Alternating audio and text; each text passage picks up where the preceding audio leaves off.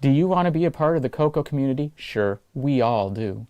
So join this free weekly live talk show to find out how easy it is to watch at home and learn about your color computer. At the CoCoNation, more than 9 million men and women have participated in the community without setting foot outside their homes. And now at home in your spare time, you can see what's happening, or even join the discussion. Choose from any one of these segments: panel intros, project updates, acquisitions, CoCo thoughts, featured interviews and events, the Game On Challenge, news, Ron's Garage, CoCo commercials, show coverage, panel goodbyes, or you can join one of our extra shows. You can choose from the Game On Challenge Live or CoCo Tech. Join the CoCoNation right now.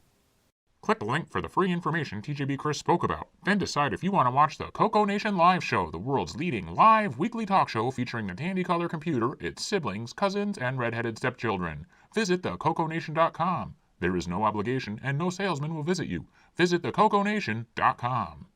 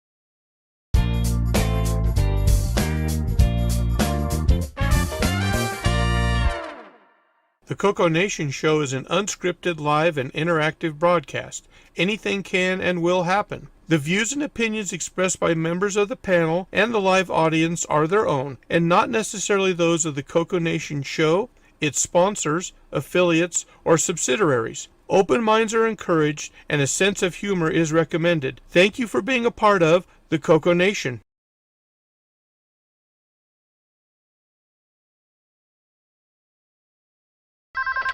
Radio Shack? Okay. What? The 80s called.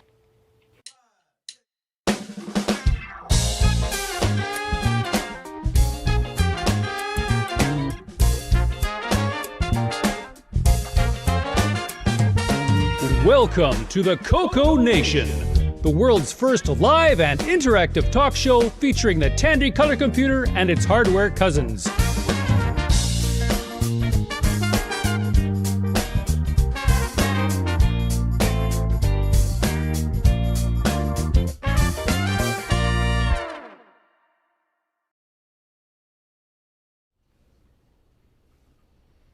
My turn.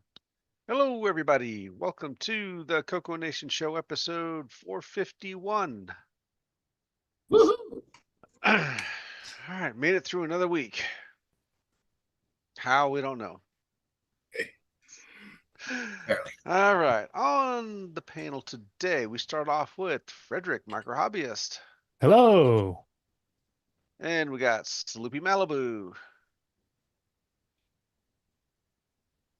He said he went to go get something to eat, didn't he? Oh, yeah, that's right. Rick Euland. Howdy, folks. And yours truly, the button pusher. Next row, we've got Marco. Hey, glad to be here today, as usual. And Ken Waters. Yeah. I'm awake. We'll see about that. Exactly. L. Curtis Boyle. Welcome to the show, everyone. And Ron Delvaux. Yeah, I got here late. It's like I'm L. Curtis Delvaux now. Okay. You weren't that late. No. So, Getting close, though. all right, next row, we got Kevin Holloway. Hello, everybody. Hey, Kevin. And Bob Emery. Howdy, folks. Welcome to the show. Let's see, in the chat, we've got Kevin Holloway, Julian Brown, Marco, Wayne Campbell, Exile in Paradise, Brian Blake, Jim Rye, Sixy, Canadian Retro Things,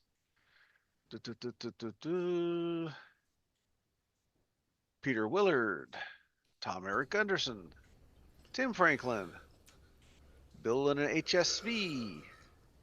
Busy out there. No laughing. Yeah. Billy.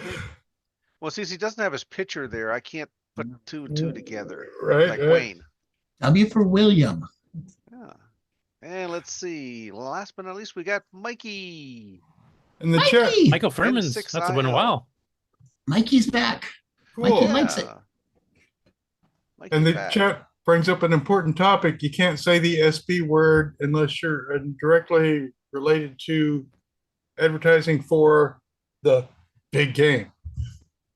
So Oh, no really? saying the SB word on stream, folks. We'll get demonetized for sure. Wow. Yeah. Okay. Because we make so much money now. Is that what you're saying? Might The detract NFL from it. has the rules. Might detract from their profit margins. Well, Exactly. Sloopy went to get Salad something bowl to or- eat. Sloopy And welcome went to get- Brian Weasler sneaks in at the last minute. Woo, we got stuff. All right. Sleepy Let's back. see. First up today, we're going to visit with Frederic. And how was VCF Montreal last week? Well, VCF was my first VCF ever. I was planning to go at the VCF Midwest in 2004, but I got married. A little minor technical detail. But What better place for a honeymoon? yeah, look, I walked through the aisles really quickly because I didn't have time to really absorb all the niceness of it all. I was first of all, I had two tables. One was stuff that I wanted to sell, and the other table was presenting all my projects that I did from the 6502 to the Z80 and to now the 6809. I presented the old one and now the new one, and it was incredible. I mean, people were just sticking around, wanted to find out more about it. They weren't backing off slowly to say, okay, I gotta go somewhere else. They were really sticking around, asking really interesting questions, and that probably, of course, my spiel was getting better and better each time I was repeating it, but it lasted probably 20 minutes each time, and somebody new came, one finished, yeah, another one came in, and that's it. Never I didn't eat. my wife came to help me out, and she's the one who fed me. And and I also sold a lot of computers that I wasn't too keen on keeping anyways. I'm keeping all the stuff that's dear to my heart, like CoCo, Commodore, and a few Tandys. But the PC stuff, Mac, wasn't really that much interested in. And the thing is, I was aggressive at the pricing. I did not put prices. I said, make an offer and it's yours. That's it. And of course, I didn't make money off of it. I made money, but I mean, I didn't recoup on the amount of money on what I spent on it. It's just that what I was looking for was to actually make room. I need the room at my house for more stuff. Shh, shh. Did I say And that did out you loud? see any other Coco people come by, or some of the maybe the super Yeah, pet? I forget the name. The person that did the Porta Coco. I forgot his Charlie. name. Charlie Yeah. and Mark. And he was there. Yep. There was another Coco person, but I went Henry by Yeah, so Gary fast. was there, Fabio was there, Sockmaster was there. I don't know if they got a chance to talk to him or not. I don't know Sockmaster only by name, so I didn't recognize him. The Coco table that was beside me had like 2 tables full of it. But I forgot the name of the person. Yeah, Henry Reitfeld's another one that was there. You have the Naboo. Oh yeah, the Naboo? Naboos. There were a couple of Yeah. Naboos. There was a deck mini computer.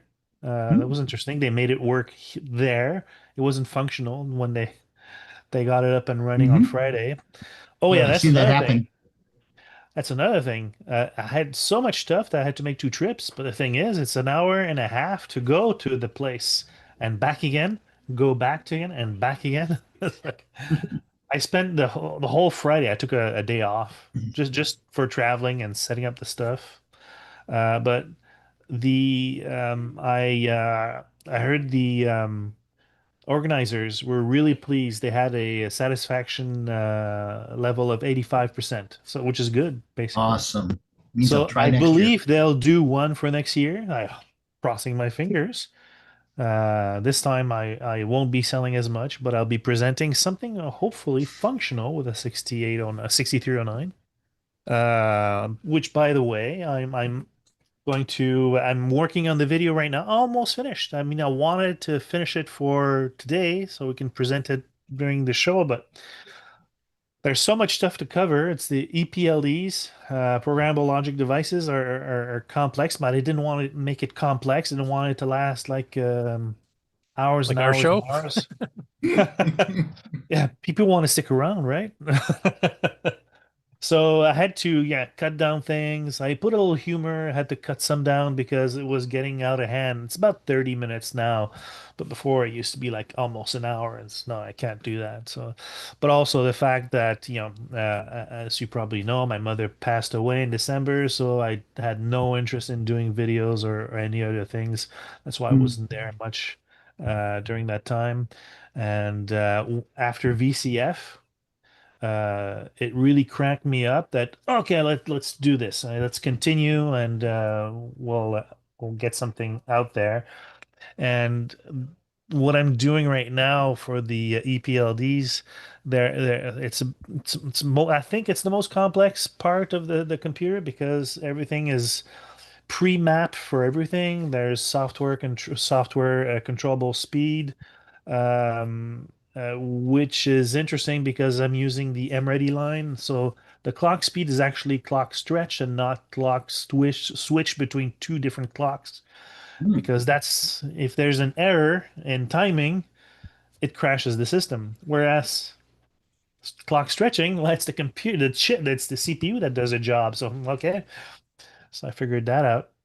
And that's pretty much it. Acquisition. Yesterday, I traveled an hour to go pick up a pull-out green screen, $100, Elgato version. Usually it's what, $200-300. So that was interesting.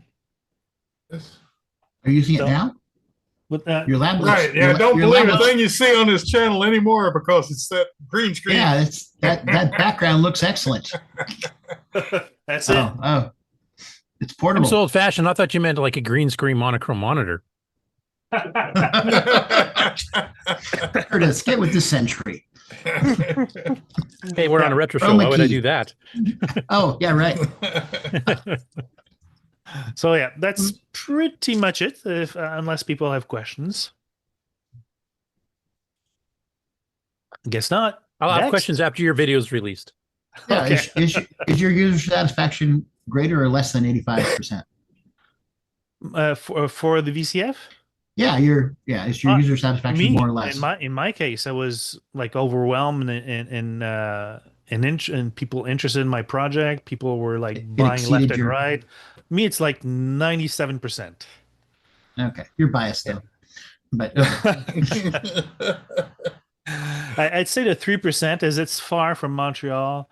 When you enter the military college, it's not well. The directions weren't interesting. They decided to put panels later on, but Friday was turning around in circles.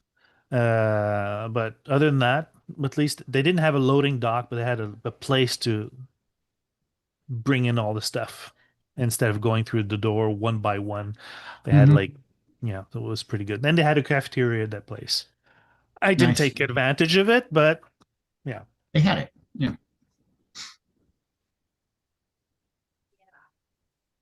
Yep, Okay. and that's it. Okay, well, we look forward to your video coming out, and I'm sure we'll have some more questions after we get to watch that. So, hopefully. All right. Let's see. Patrick, you had a quick note? Sure. It's not directly Coco related, but I found some potential Coco Fest equipment and this. Ooh. Coffee maker? That's made for me. That's here's the coffee basket, which makes this about a one shot. So what's it say? 4 cups? Next time I get down there, just leave it at my table. Right. Well, and I figure if we paint it like this, maybe the hotel won't notice it. But I think I misread. I read the word urn. Yes, it's a percolator urn. So if you load it with coffee a couple hours before the show, and then you take this out when you're done, and when you die, you recycle it as an urn. Yeah, some of your best friends go through there.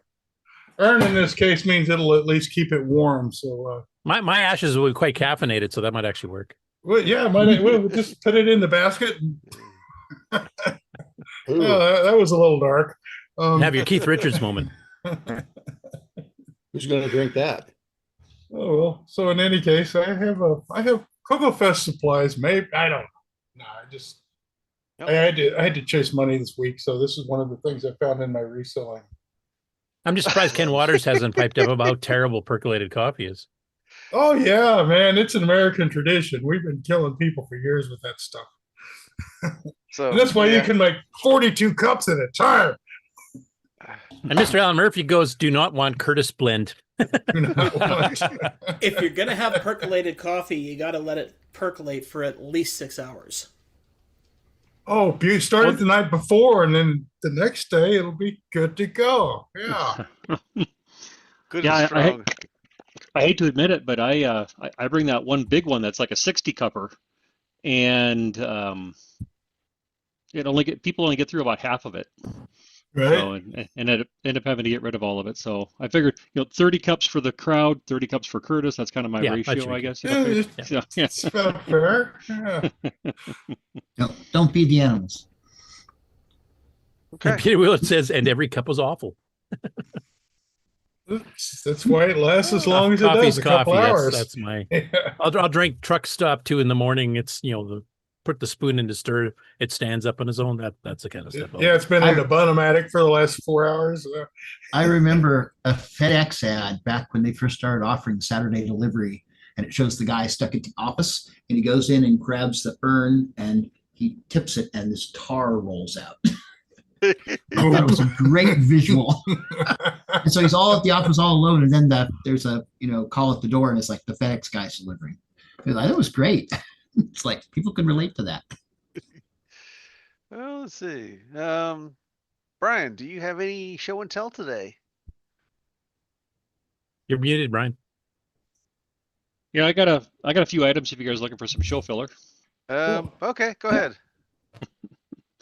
Okay. This first one, Curtis is going to be familiar with because he commented on it, so I'll let him share his experience with it. Let's see here. Boom. There we go. Do you remember seeing this, Curtis? Posted? Yes. So, Glenn Beck has been posting recently. He said he had some stuff out in his garage, and he recently dug out all his boxes and been kind of going through it. He posted a picture of a whole table covered with some things, and this was one of the items that was on the table. He also had some other items that he's been selling, but he happened to post this one, and I picked it up. It's as you can tell, it's a serial to parallel interface here, but I like the different flavors of things, and so this was a PVH one. But I think, Curtis, you said that did you guys do something like this at your business until you went to like the 4-port serial? Is that what you did, or am I not remembering? Yeah, right? actually, I won that for writing the game for the that's right. Rainbow Yeah, Adventure that's right. contest.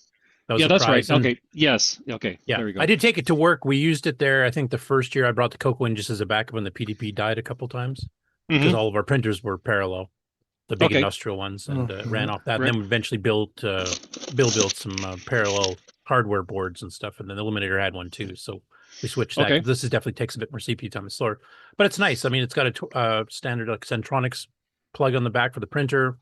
It's got a female end for the modem if you want to plug it into a modem, and you just switch between which two, and it just plugs in at once.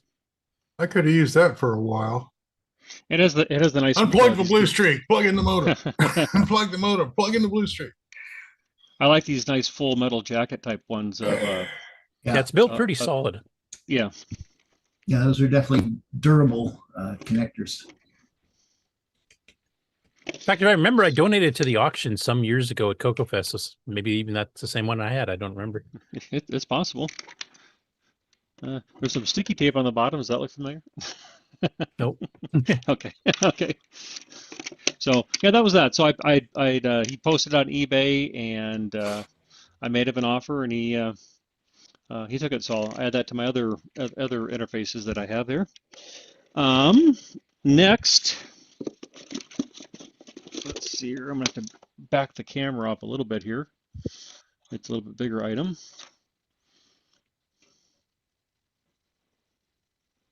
There we go. So James Jones had given me one of these, and it was already assembled, and I happened to, and this wasn't, I'm not even sure how I even stumbled across this thing, because it's not listed as Tandy, but it's the monitor stand. And this company here, this Sullivan. Sullivan. Yeah, so they must have made these, and then eventually I think they did get branded with Tandy on them or something at some point in time. But it does have a Tandy on, it has the Tandy, is that the 1000? 1000, looks like. Yeah, Yep. HE or something like that. Yep, and it has Or the HX Tandy or monitor. something, yeah. Yep, and it has the monitor on it and everything. But I think somewhere here it does have. Well, perfect sense because Tandy didn't make things; they bought things. Right. So you could trust what they selected to sell you because they picked. Okay, this must be the guys that made the nice monitor stand because I never broke one. Right. I think I even sat on the dang thing. And this thing's brand new in the box. It hasn't even been opened yet. I mean, you can see the tape's a little. So this is all. It's all brand new. I haven't even opened it up yet. I might wait to open it up a little bit. How do you know it's in there? That's right. It's a brick. It's a brick. Yeah. Well, I don't know. The metal staples on the end have oxidized to a nice shade of green. So I'm assuming that this is all. They're authentic. 1990s. Yep. So this is all good though. But yeah, James Jones had given me one of these that I need to do a little repair on because some of the paint's scuffed up on the corners and stuff. But yeah, so it's just kind of funny because it's one of these things. Again, it always kind of cracks me up. I have been watching for probably like 5 years for one of these things to come up on eBay. I've seen two over the years, but I was too slow to pick up on it. I just happened to see that they sold, and this one just happened to pop up there, and I shot an offer, They accepted, and so I got this one. But it's just kind of funny that wait for 5 years, never see one, and then James Jones offers me one, and then one pops up on eBay all within a couple months. So you'll find 3 or 4 more soon. Don't worry. right. So these are kind of nice because if I remember right, this you can see here that the 1000 fits nicely right between the stands here. But if I remember right, I think a CoCo will fit nicely here, and I think this part right here doesn't it. The leg right here, you can straddle the CoCo and I had a multi-pack. I had a piece of cardboard under the back of my CoCo 3 and my multi-pack to kind of, I don't know if that was needed or if I just did it for style purposes, but I remember doing that. Yeah, because I think it'll straddle. Well, Ron, you have one of these, don't you? Have like the monitor off to the side and the floppy drive right here? I don't have one of those, no. Oh, you don't? Okay. I have the kind that is it's plastic and it has 4 pillars, come down off the corner. Oh, okay. Okay. And have pads on the bottom. And okay. But if I remember right, similar, yeah. Similar, yeah. Yep. But I think the CoCo, this right here will straddle nicely between the CoCo and the multi-pack. So your multi-pack would just be off to the side right here. Yeah. And then you'd have enough room for the monitor and your floppy drive right here. So it just makes a nice little setup. I think that's how Radio Shack might even had them displayed at one time. But anyway, okay. So that was that. And then one other item that's not CoCo but could be CoCo. It's a little hard to kind of display it here. So I've also see the weight. Yep. So I've been on a little bit of a kick with drives and everything. So you can see here, this is it's a chunky boy. Yep, this system, you can see the drives and everything in it. Here's the back of it. Now this thing wasn't listed as anything CoCo. I just happened to see it listed. But you can see the opening on the back here and stuff. So like I said, I don't think that it's a CoCo drive because the seller doesn't have anything else that is CoCo. But the reason why I say it could be CoCo is because some of the drives that I have shown over the past 6 months or so did have this type of Seagate. Yeah, and so this would be good for a Birkenberg controller. Not exactly. Not MFM. Is this MFM or I'm getting myself turned around here. 225 would be an MFM. Yeah, MFM drive. Yeah, So MFM so 506. Yep. ST506. Yep. So your Birkenberg with the 2 interfaces right here. This would fit nicely right in here. It has the power supply. Your cable could come right out the back right here. So I guess that's what I mean by it's not a CoCo, but it could be definitely a CoCo project. So I'll still probably pull an image off the drive here before I would do anything with it though. But it has two adapters here. You can see how two drives can be mounted. Drive in. Yeah. So I mean, it's just a nice housing with the power supply. Well, I mean, so we'll see. But the price was right, and so I just went ahead and picked it up. You got the 225 with it, right? So yes, that puppy up. Yep. So hopefully this spins up. A lot of them still do spin up pretty good. Yeah. So they're pretty solid. So we'll see. We'll see what's on here. I've been kind of getting into I really want to get into these and understand how they work. I just haven't really done much with the physical hard drives yet. So I really want to learn how to do that. And obviously it's OS 9 is going to be it's going to be the OS of choice. I think you were kind of limited in the basic world. Was it the Chris Burke, like Burke and Burke, who sold the Burke and Burke interface course, did have Hyper IO, which is kind of like Hyper. Yeah, Hyper. It's kind of a DOS extensions for Disk Basic. You can use it with Disk Basic. Right, but it didn't do one big drive, didn't it? Do like it would appear it's like as 256 virtual drives, just like the RGB Canton Electronics one did, if I remember correctly. Yep. So, but anyway, but in the OS 9 world, you could format this whole drive as one big drive. So or several of them. And Joel Levy points out in the comments, you could use that controller card that we were all showing around last week, convert SCSI to MFM, because this has the 2 slots for it. So you just put the drive on the bottom, controller cord on top, and the controller. What I guess I missed last week's show.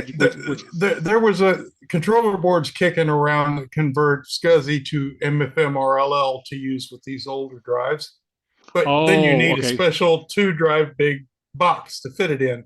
And Oh, okay. here one Okay. is, just to show Okay. you, yeah, this would work. Yep. And speaking of the chatter, Isaran says talking back about your monitor stand there. He said he bought one of those from Tandy. Don't remember if it had the Tandy name or the Selvin name, but he said he did remember having to prop up the CoCo and the MPI in order to get it across that leg. So what Rick was saying, Okay. he confirms. It was just a little too thick. Yeah. Just 'cause a it's about little, tip it up just a little bit in the back, and it flies. Because the back foot of the multi-pack hits the stand, so you have to put the other 3 feet that high. Yep. That's what it Okay. amounts to. There you go. So, okay. Well, those are No the one three knew. items- no one knew. But let's see. Let me just looking around real quick. But yeah, that's all I have to share this week. Well, So- fine. I mean, I would have killed for one of these back in the day. I spent so much time chasing down drive enclosures. Oh, They just cost too much, and Yeah. right. Yeah, we had some from Frank Hogg. We bought one with dual drives, one 40 meg and one 80 meg Seagate, and the drive power supply and stuff was almost as expensive as the 40 meg drive was. everything else. Exactly. My very first hard drive was an ST225. There. Okay. Oh yeah, I lived and died on them things. Eh? Yeah, my first was a Microscience 65 meg RLL with a Birkenberg with an RLL controller. Yeah, And a but mine was Fujitsu. SCSI. Didn't you talk about one time just doing like a low level format was like a 8-hour or 15-hour thing or something like that? or Oh, something? the day, yeah. Yeah, not so much for the formatting. The formatting was pretty fast because there's a format track command on the controllers. You can just send out or even format the drive on the later ones. It was the verification under OS9 trying to read every single sector back when you got okay. thousands of them. Right. That took a while. And it would find enough wrong to make you glad that you let it do it. Yeah. Yeah. Back then they didn't have the auto remapping for, here's a bad sector. We'll just lock that out and skip it. It was like, nope, flag that as bad. Nope, flag that as Yep. bad. Right. Take care of it, OS. Take care of it, OS. Take care of it, OS. Okay. Thank you. Ooh. Thank you, Brian. We always enjoy what you bring. Thanks. Yeah. Always something unique every time. Or rare at the very least. Mm-hmm. Okay, that was everything we had on Project Updates. Anybody else? Does anybody have anything else? No? Nope. Okay. Moving along. Want to jump into Game On next? Ken, you Okay. awake? We got the two people here that are behind I'm awake. it, so I'm hopefully awake. one of I'm them awake. answers. I think Okay. Because we're a little early for our commercial break, so. we haven't gotten to the news, so I'm awake. All right, let me get it started then. I'm awake.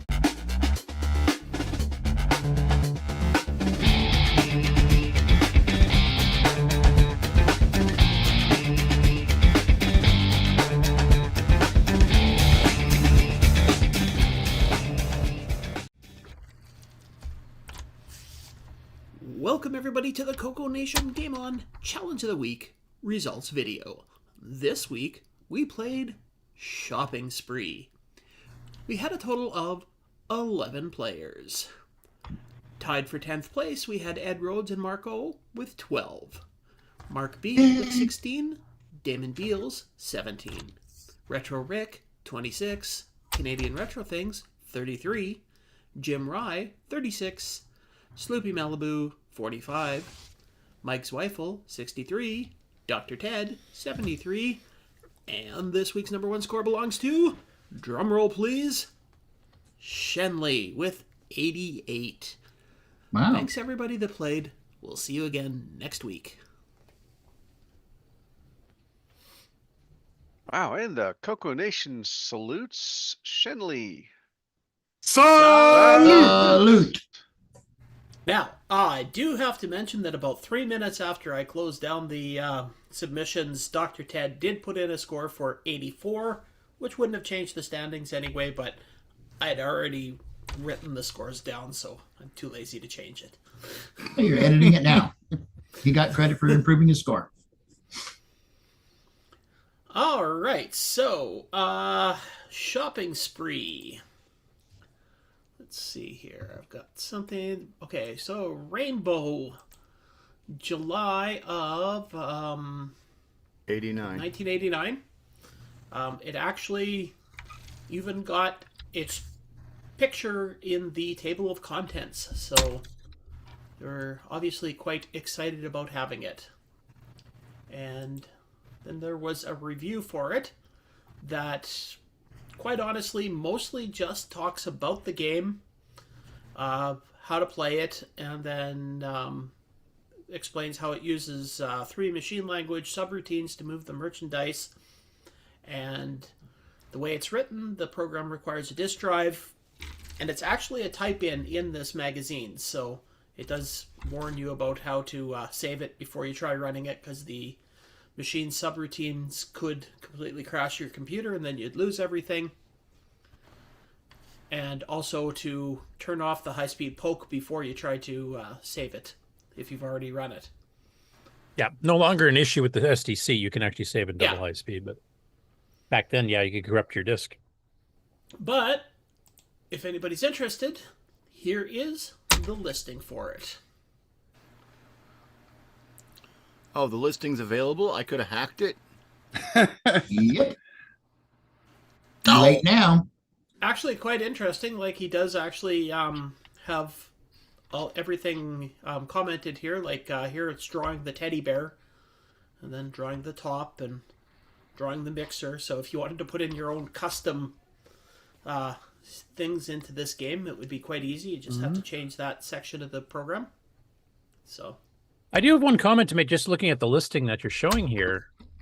It looks like it's actually a CoCo 1 and 2 game. The only CoCo 3 stuff is changing the palettes. Also, the high-speed poke, I think, is that it's different from the CoCo 1 and 2 to the Yeah, 3, you'd have to do the other one, which isn't quite as fast. But I'm just surprised that it's using like regular draw and PCLS and that kind of thing. So aside from the palettes, which you obviously customized for the CoCo 3, this probably would run on a CoCo 1 and 2. A little bit slower than the other poke. What's the ML magic? That's I'm assuming scrolling the chunks of the screen. But... I mean, is that the CoCo 3 specific part? Is the... I would say no, because if it's using just P mode 3 or whatever the heck it's using. Well, yeah, but is he doing something in machine language that a CoCo... I don't know. I'm just trying to... No, the CoCo 1 and 2 compatible graphics screens are done exactly the same for backwards compatibility. Backwards compatibility. Easy for you to say. Also, I mean, this was written in 1989, so it's possible that the guy never had a CoCo 1 and 2, just wrote it for the CoCo 3, so... Oh, and he wanted the smaller screen. Like, the big advantage, if you're going to write ML routines for doing this kind of stuff, is that it's your P mode 0 through 4 screens are actually in your memory map with basic. So you just literally move them around. You don't have to like do any MMU swaps like you would for the high res stuff. But yeah, when somebody went through and just ripped all the palette commands out, it probably would play. I'd probably look hideous with whatever color set, but yeah, there you go. Or if you wanted to customize your own items. Change the type of store you're in. Ooh, Hawks off. Is that who wrote it? No, they sell him this joystick adapter. Oh yeah, that's Chris Fox. Yeah. Yep. The high-res joystick adapter. Anyway, so there you go. It's July 1989 of Rainbow. If you're interested in finding this listing to go through it and play. Here's a challenge for the community. If since you have the disc there and you can load it in because you put the disc image in the Game On Challenge chat, is to load it up, get rid of all the CoCo 3 specific stuff like the width commands and the palette commands, and see if you can get it running on the CoCo 1 and 2 and see how it runs. There you go. A programming challenge for everybody. Yeah. I'm not entering, but I just thought I'd share that. Well, I think in the opposite direction, Curtis, you should turn it into a Nitrous 9 program. Oh, you probably could. I could probably just use get put buffers to move the screen across like that. Because they're a lot more optimized than basics. Curtis, I heard that you know something about programming, so you'd be the perfect person to do this. Yeah, I would be, but I'm not doing it. I will mention Chair City Retro Programming, who's got a video that we'll be covering here, was asking for one of his games to speed up the P copy routine because he uses that to refresh background graphics. I might write a little ML routine myself for him with a little bit of stack blasting to speed that up because the basic one's probably about half that speed. I think if anybody wants to actually fix that game, then I think best thing would be to make the joystick a little more responsive? Yes.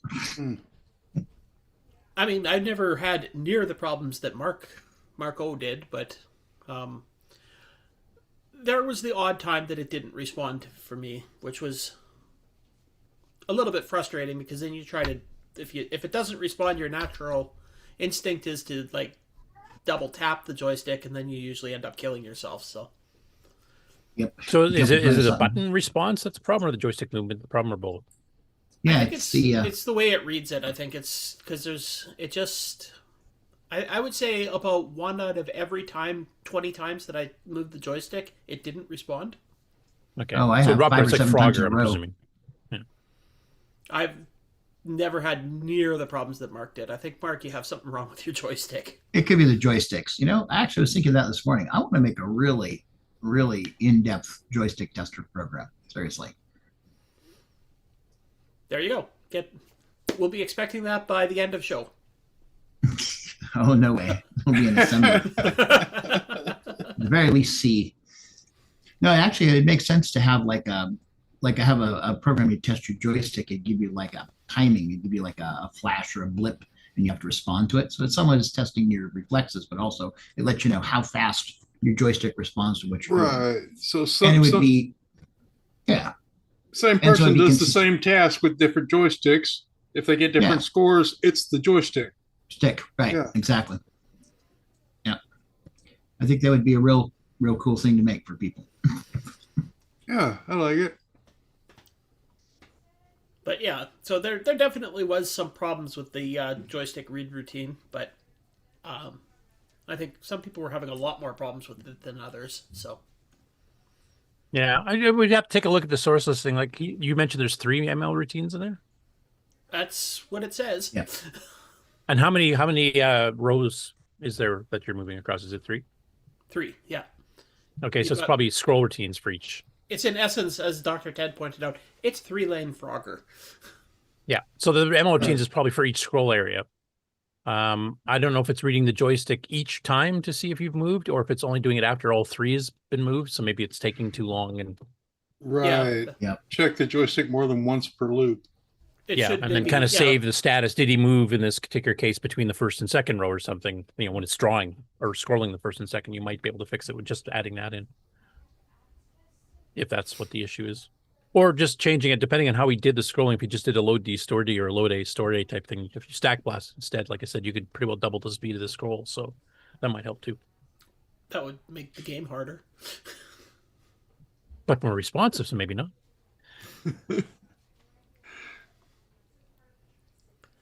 But yeah, actually though, for a T&D software game, this wasn't T&D. No, Rainbow. Rainbow. For a Rainbow on disc game, and a type-in program in the magazine, it was pretty good. It reminds me of... Oh, go ahead.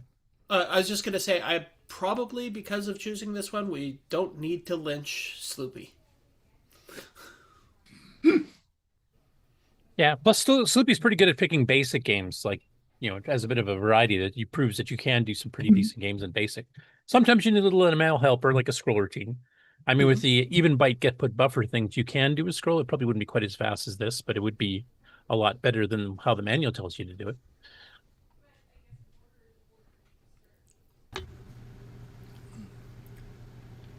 Yeah, it's the next time I have to pick a game, it's going to be a country music festival, because Slim Pickens is playing, because I'm almost out of Rainbow on disc programs to look at. You've gone through the entire 12-year run of Rainbow already?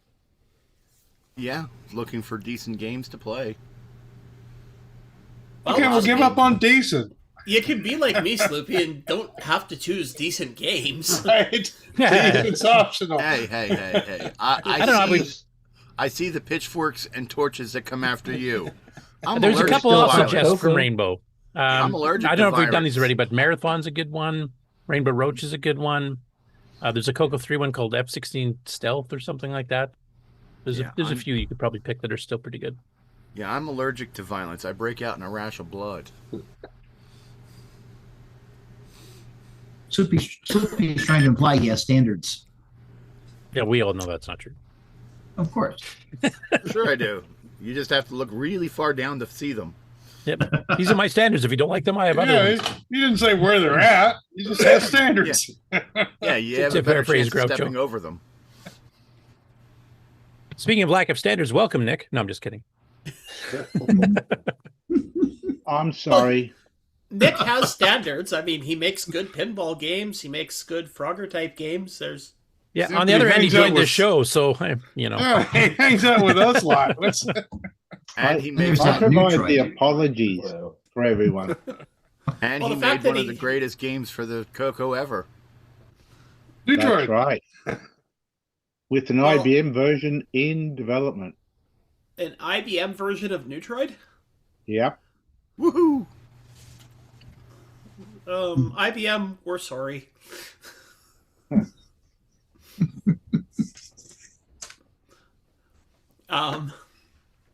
So anyway, getting back to Shopping Spree, there's not really much to be said about it. Also, the hitboxes are a little bit off on it. Every now and then you can get away with quite a liberal amount of overlap of your shopping cart on objects. So Unless it doesn't move for you. That's being generous.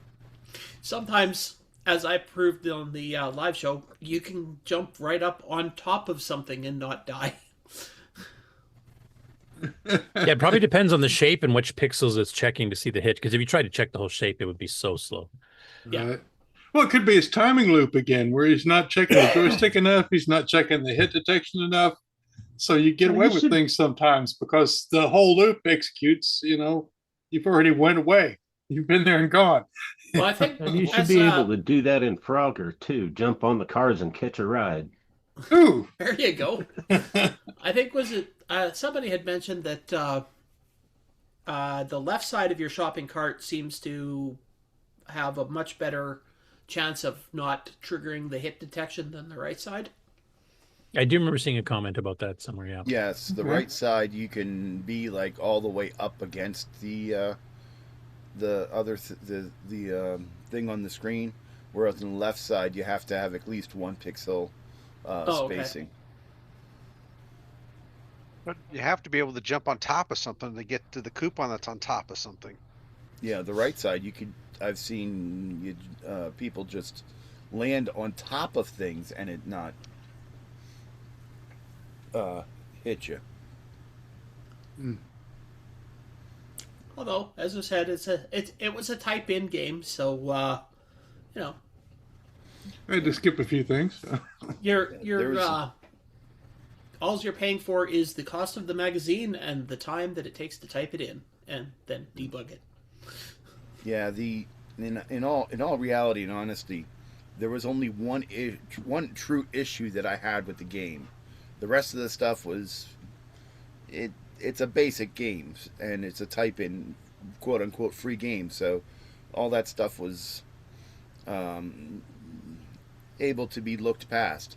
The one issue that I had with it was oftentimes you'd find that you're like getting close to the left or right edge and the track next to you would have no space for you to jump before you got to the end. There'd be thing after thing after thing with no space in between them, especially on level 1. Well, I always just found with that to never try to get more than about a fifth of the screen close to the edges. Yeah. Always jump before that. Just try and stay as close to the middle as you can. Yeah, sometimes that wasn't possible because you'd have like 6, 7 things all in one scroll. Yep. And even if you're in the middle, because I would try to limit being in the middle if I'd get too close to the edge. Even if you're in the middle, you'd still have 4 or 5 things coming out at once on the top and bottom, and you couldn't get out. So what you have to do then is you have to hit break, and then whatever the variable is for your x coordinate, just change it, and then C-O-N-T to continue. But on the plus side, when it respawned you, it didn't ever respawn you right on top of an object and kill you immediately again, which many games have done. Oh, right. That's a nice feature. So there's a plus. Yeah. I like how it put the dollar signs on top of stuff that you can't touch. Well, Yeah. that was part of it. Sometimes you just had to know how close you could get to something to get the dollar sign. Sometimes they get pretty close, a little too close. Yeah, because there was no timing penalty, that having the dollar sign show up on top of things didn't bother me. Just meant going back and forth until it just depends how greedy you are, but to get them early. So So there we go. That if somebody is going through the code and adding things, maybe we should add a timer to it just to make it a little more difficult. No. Then it might become popular over in Europe. Right. If they and you have to place the objects closer together too, so you have no room. You have to jump at the exact pixel and tighten up the hitbox. 2 pixel gap. Yeah, you have to drop right in. Yeah, if they add a timer to it, Ken, your time is up.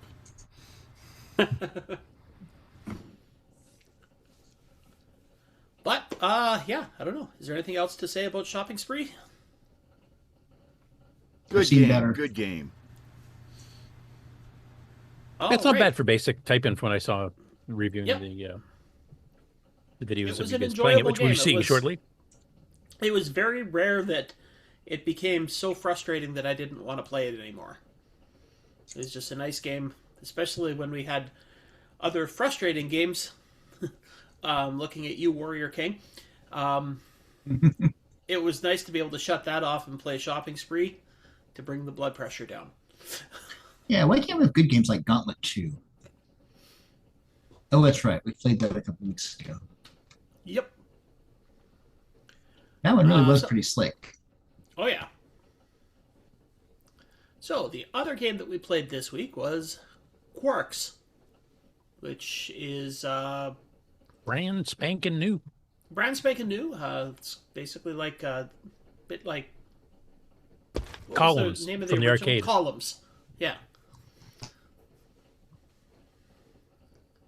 So, I don't know what there is to say about that other than the one graphics set for it that you get. You get 2 graphics sets for it for free when you get download the free version. The second one, which is the little faces, is annoyingly hard to differentiate between some of them. So, and I think the cartridge paid version actually has 4 sets or 4, 6 sets I think or something? it's supposed to have 2 more sets, I think, on the paid version. But yeah, it's definitely a decent game. Quite enjoyable. Well done. For those who don't know, there's also Dragon and CoCo 1-2 versions that are free for download with all the tile sets that come with those. The CoCo 3 one's the only one that has the cartridge sign options. So, yeah, you can play any of those versions and submit scores. I don't know if there's any actual difference between them, so. And because it's a new game. So, yeah, we can. I so far have not got any criticisms of the game, so. Anybody else? The one thing I would mention, it's the first CoCo game released from the 8-bit guide.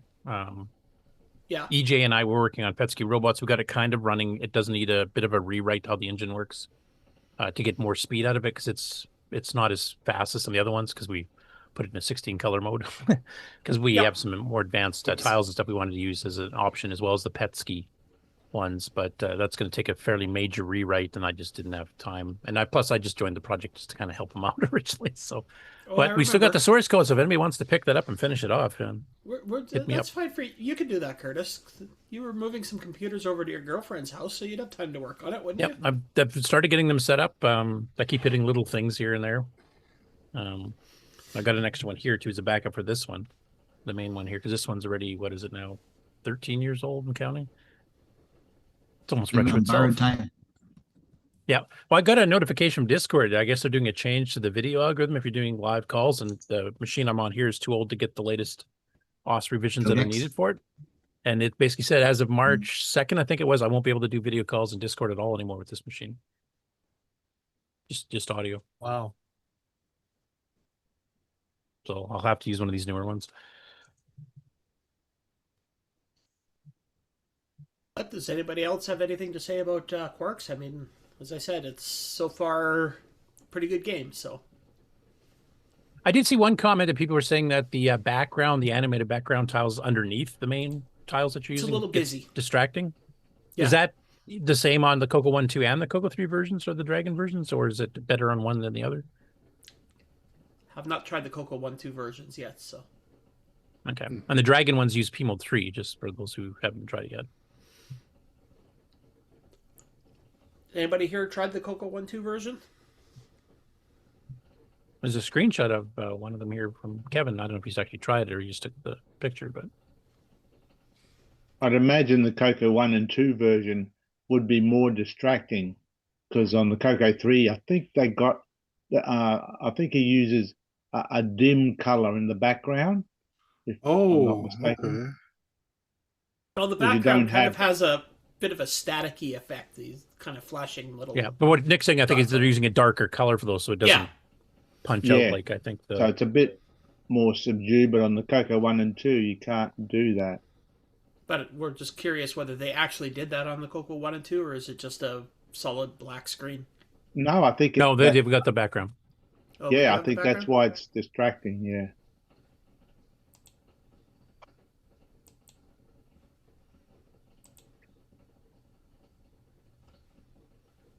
Yeah, with 60 in the chat there, Kieran, he says, I played the Dragon version, still busy, I guess, but I didn't find it got in the way. And there's a picture of that actually on Kevin's image there on the screen. I don't know if you want to zoom that briefly, Mark, just to show people what it looks like. Yeah, I want to see. Yeah, let's see. Time for you to wake up, Mark. I gotta find him. There he is. Wake up. Actually, I can't because he's not broadcasting video. Oh, okay. and that's just a That's just his placeholder for his avatar. Right. Oops, that made it smaller. 60 says, didn't do very well, though, so maybe I should be blaming it. There you go. Stupid background.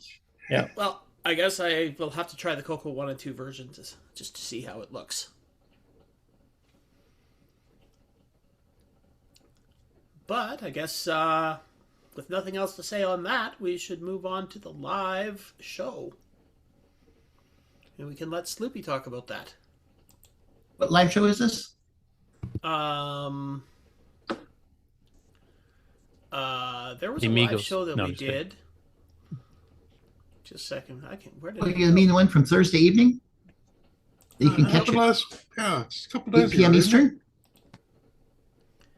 Yes, that's the one. You can see the CoCo 1.2 version in the top middle. Yep. Was that the CoCo 1.2 version? Yeah, artifact colors. Oh, okay.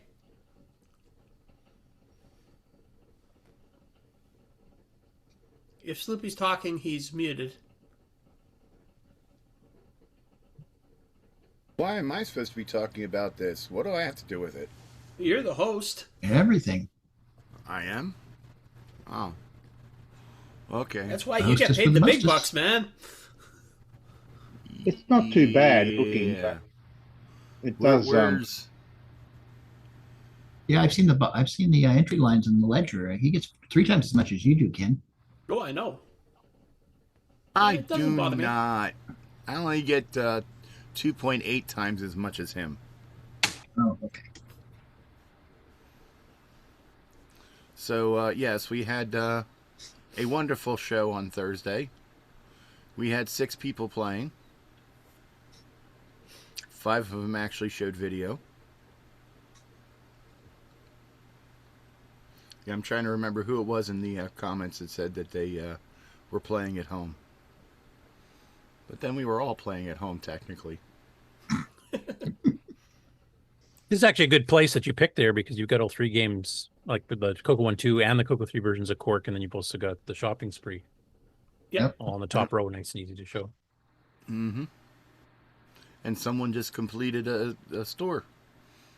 That was me. Yeah. Wait a minute here. 6.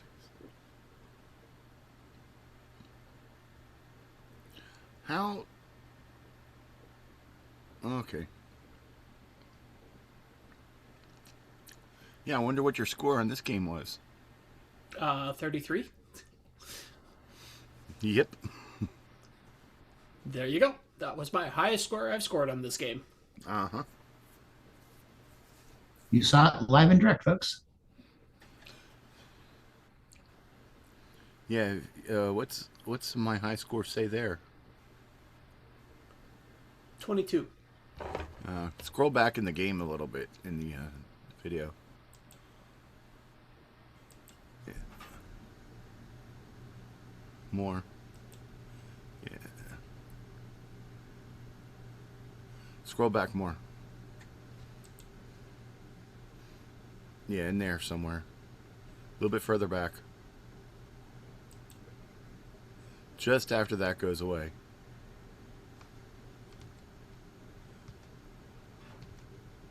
Right there. 74. How come you never Is submitted there that score?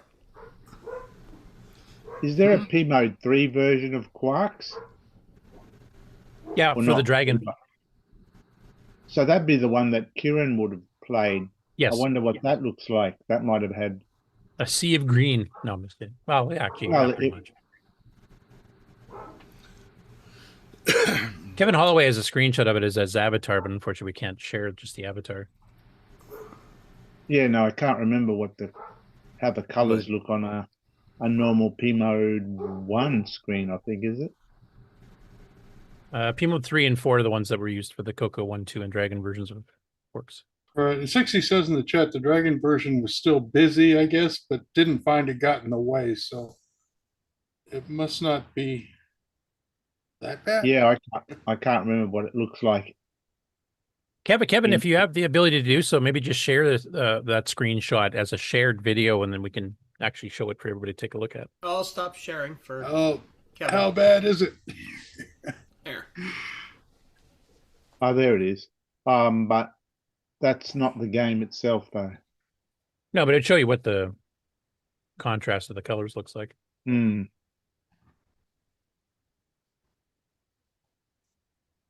I mean, it's all right. It's as good as you can expect, but Is Kevin gonna be able to share that, or?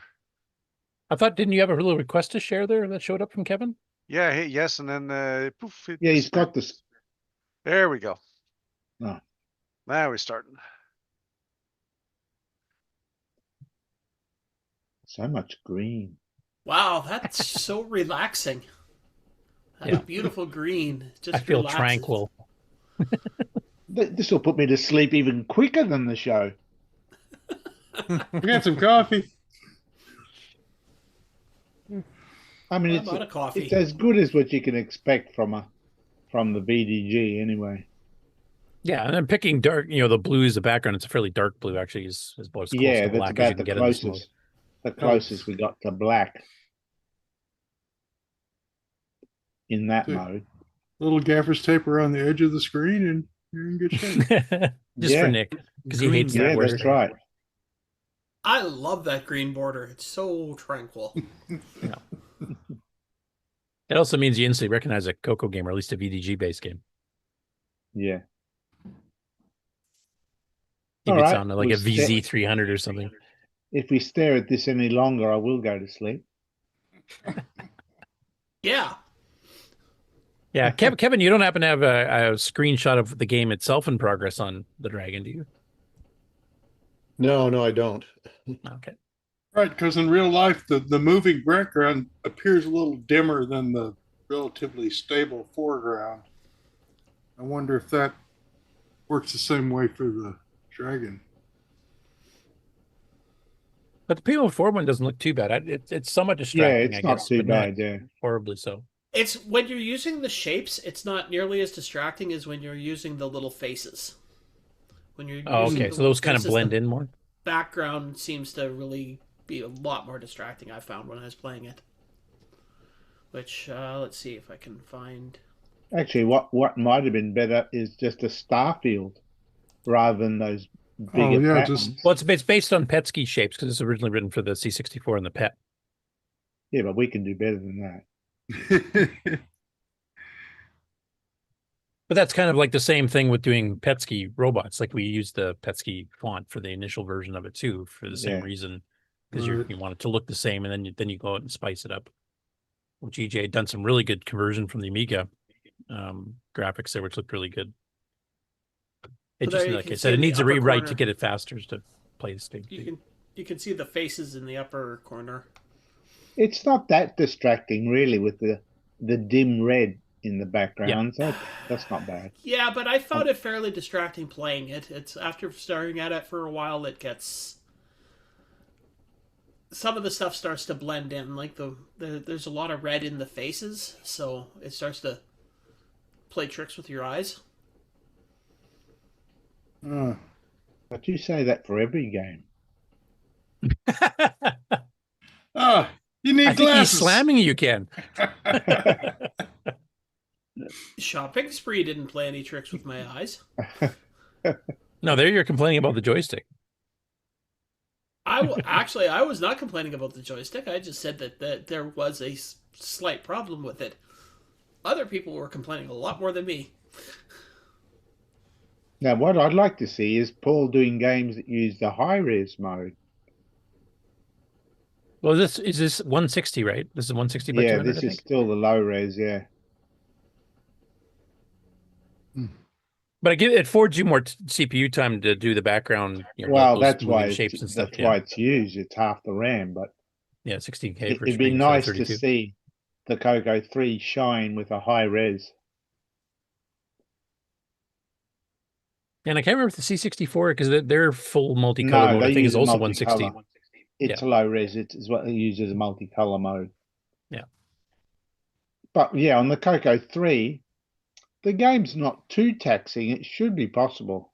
Yeah, there's no like background music. There's sound effects. No. Music or anything, so. And it's a small rectangular area in the middle, so it's not as if you're moving an entire 32K. Yeah, I will say though, like Paul, got the source code for the 6502. I don't know which one he based it on, probably the C64 version, and he had it converted and running like in 2 or 3 weeks. So that's probably part of it too. You probably just did a straight convert. Well, one thing about the Quarks is I got past level 1. Yeah, we definitely found Mark's game here. He did quite well.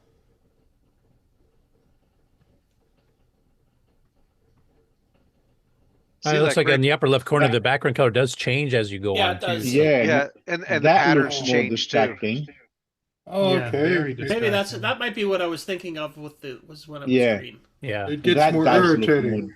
I know there was at one point where it was just, a little bit irritating. Like it was drowning out the pieces.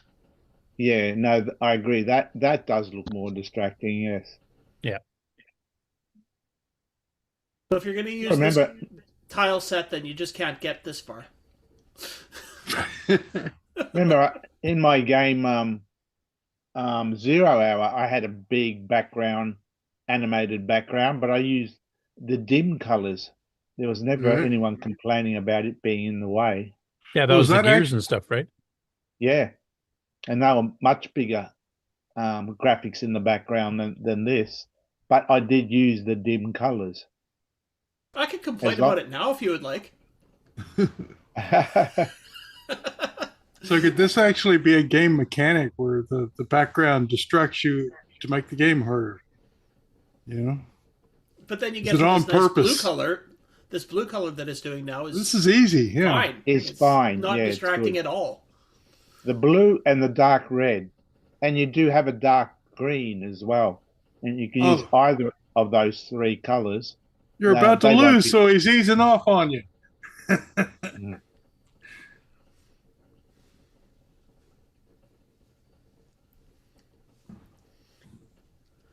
There, I like that background right there. The nice black. Effective. Plus, the pieces are moving much slower. I don't even see them coming on right now. Exactly. No, that's right. No flicker at all. This is my. We switched to the speed. right screen, right? I noticed a certain player though is playing Nick's pinball instead, though. Oh, where's that? Let's see. Right in the middle. Right in the middle. Oh, yeah, of course. Hey, what can I say? He's got taste. I will agree. Now, It's a very that good game's pinball got a game. background that moves. The entire background moves. Right? And the foreground.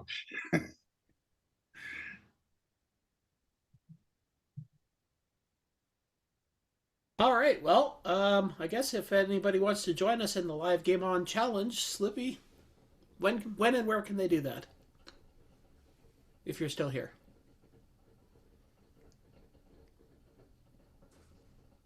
Did we lose Slippy? I think the He's green becalmed. put him to sleep. He sank. He was looking Yeah. at the green background for too long. Nodded off. His own show put him to sleep. Yeah. So, Ken, when can we join this game? Well, we can do it on Thursday nights at 5 o'clock Pacific time. 8 p.m. Eastern. Oh, who cares about that? It's 5 o'clock Well, Pacific. true, but I'm just trying to help somebody. And you can do that in the Game On Challenge Live channel on Discord. And you can play however you like. You can play on real hardware. You can play on emulators. You can play on the Play Me Now button in the archive. So it's really easy to get set up and get going. And if you're having any trouble, we're more than happy to help you. And yeah, you can join us and make fun of everybody that's playing, as everybody always does. So, Or just heckle from YouTube or Twitch. yes, you can do that too. And I will post how you can join the CoCo Discord in a moment. Good check. Good idea. There we go. I forgot words for a second. All right. Well, I guess that means that we now have to see what the new game is going to be. Let's see if anybody can get this. Oh shoot! I remember this one. I don't remember the name of it though. It's the one of the low-res magazine version ones. of the Yes popular and game? no. It's based on one of the magazine games. It's an updated version. So magazine game wasn't hard enough. Exactly. It's the beta version of Neutroid. He's got it. Okay, well, I will put you out of your misery. English is tough for you today. I am having a horrible time. I have not Try had Canadian. enough coffee. You need some of that percolated coffee to wake you up here. Oh, no. Ken does not drink that stuff. This one Some is of that Curtis called. brew. This one is called Beware the K.B.B. And it's an updated version by Retro Rick of the T&D software game called Squeeze from issue number 9. Where can we find this game? You can find this game on the archive.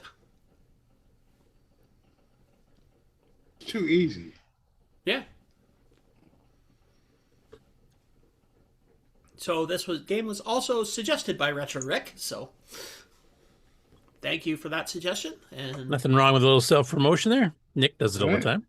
this is the game we'll be playing for the next 2 weeks. Yay. One of the things about it, make sure you actually read this beginning screen, because the whole idea of this game is that, let's bring back the main screen here. You've got these balls moving down towards you, and they can all hit the ground except for the one with the green eyes. If he hits the ground, you die. Hmm. So the whole idea of the game is keep the green one from making it to the bottom and don't get hit by them. So The green one always hides between the other two, so you can't. Yeah. Okay. sure. I guess that's kind of the idea. Yeah, he's protected, and he's the only guy that you have to kill. There's actually usually 4 balls on the screen. It's just this is the screen that I captured, so this is the screen we get to see. And what are the system requirements? I mean, it looks like CoCo 1 and 2, obviously, but I've just known, was it 16K, 32K? You know what? I have absolutely no idea. Give it a try. Frederic, if you're watching, what are the system requirements for this? Is it basic or ML? It's runs in DOS, I believe. So is it basic or ML? There's a basic. Did you have to type run or did you have to type load M? There's a loader game that does it, and then it loads up a DOS thing. So it's probably machine language. Yeah, right, with the loader. That makes sense. I didn't look that closely into it. I just got suggested the game, and I chose it. We'll run it for a minute. We'll judge it. Hey, Ken? Yeah. Looks like Ceisya might try to join us here with the PAL play on that. Let me shoot him the credentials. Quarx. Yeah, I think so. Yeah. Oh, cool. I'm just going to quickly bring up my emulator and see, do I have the right thing?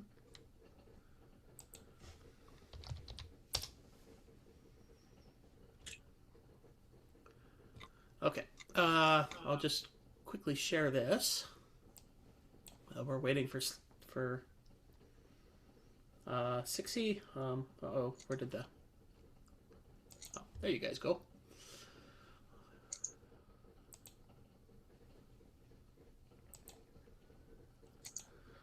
So there you go. You've got a DOS boot data thing, a K.B.B. basic, and a K.B.B. SRC. So K.B.B. source, an ASCII format. I just load K.B.B. and just do a quick list at the beginning. Yeah. Okay. It's probably the same listing. I'm guessing it was probably designed for cassette originally, and then the DOS boot is to make it compatible with this basic, maybe? I'm guessing. DOS boot. Oh, that's fast. Okay, very, very basic. Yeah. Okay, I caught all that. No, I'm just kidding. We're drawing the screen and everything, so yeah. Yeah, there's some text. Any plate column. get puts. All basic, no Hey, Ken? machine language. I didn't see any execs flash by there, but mind you, it went pretty quick. Hey, Ken? Yes? I was whining earlier about a joystick test routine. It appears that 8-Bit Dad, a.k.a. Paul Fiscarelli, is lurking, and he shot me a link to actually a tester program he has with his CoCo Joy to USB thing. And it actually tests pretty good. I mean, it doesn't give you any timing as far as interacting with it, but at least it tests everything. So I'll post a link to that as well. All right, so there's a bit slower of a list for it. Oh, nice. And 80 column. Yeah, this is all self-contained. There's some pokes in there, but is that a routine or is that a... Mr. Dave 6309 says, I will clear my schedule for a source code reading. Well, you're getting your wish, Dave. Can you do a list 120-130? Okay. Break. Good to see he's using multi-statement lines really heavily. Isn't it a dash you want? Dash, yeah. Yes. Dash. Oops. Yeah. I don't know what my... Actually, you probably just erased line 130 now. Yeah, I probably did. Well, let's see what's left. Yeah. Load. So, Ken, what's it like having 15 bosses? Right. Isn't it great? It's kind of like all with contradicting orders. Exactly. Now, could anybody tell me what the dash key is on my keyboard here? Maybe the equal sign? 50. Hey, yeah, you're right. Woohoo! Okay, T equals 44 to 55 poke. Yeah, 130 was a draw. That doesn't look like ML. It just looks like graphics or something. Probably. Yeah, he's drawing a bunch of crap right then, so that does make sense. So I think the pokes are related to that. Yeah, PA is 480. That's on the text screen. screen. Yeah. Well, we could ask Retro Rick to come onto the show and Explain himself. Yeah, we should actually. He can tell us what modifications he did to the original one. Yep. Huh. I don't know if he's watching right or now. the But... week after. I can shoot him a message. Sure. See if he's interested.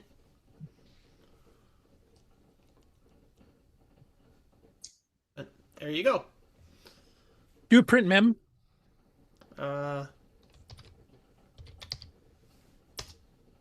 32K.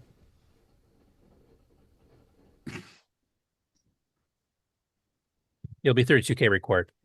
Okay. 32K and extended basic, CoCo 1, 2, or 3. Thus, it should also run on a Coke or a Dragon 3264 as well. Yeah, good. With once the tokens are switched, so save it in ASCII and you should be able to load it on Dragon. Exile in Paradise would like us to do some source code reading with some feeling. A dramatic source code reading. Mark. Mark I feel it needs more ML. No. No. Oh, well. We tried. Pipe it through the sound and speech pack. Oh, that would be fun. Yeah, let's feature creep it for Rick when he comes on. Double quote BM Darrow. But with feeling. Yeah, Hey, pain. we could get a modern AI to read it with some feeling, and then it would be 120 draw. Quote BMO. Right. With all this breaks in the wrong places And always emphasize the wrong syllable. So Karen in the chat is mentioning he couldn't join Zoom because he thinks it's a corporate version, but may no longer pay for it or something. He sent you a screenshot instead, so I'm guessing he sent it directly to you? Probably so. Let me go check here. Who is what? Just going back to course to see what the Dragon game screen looks like. Ah, okay.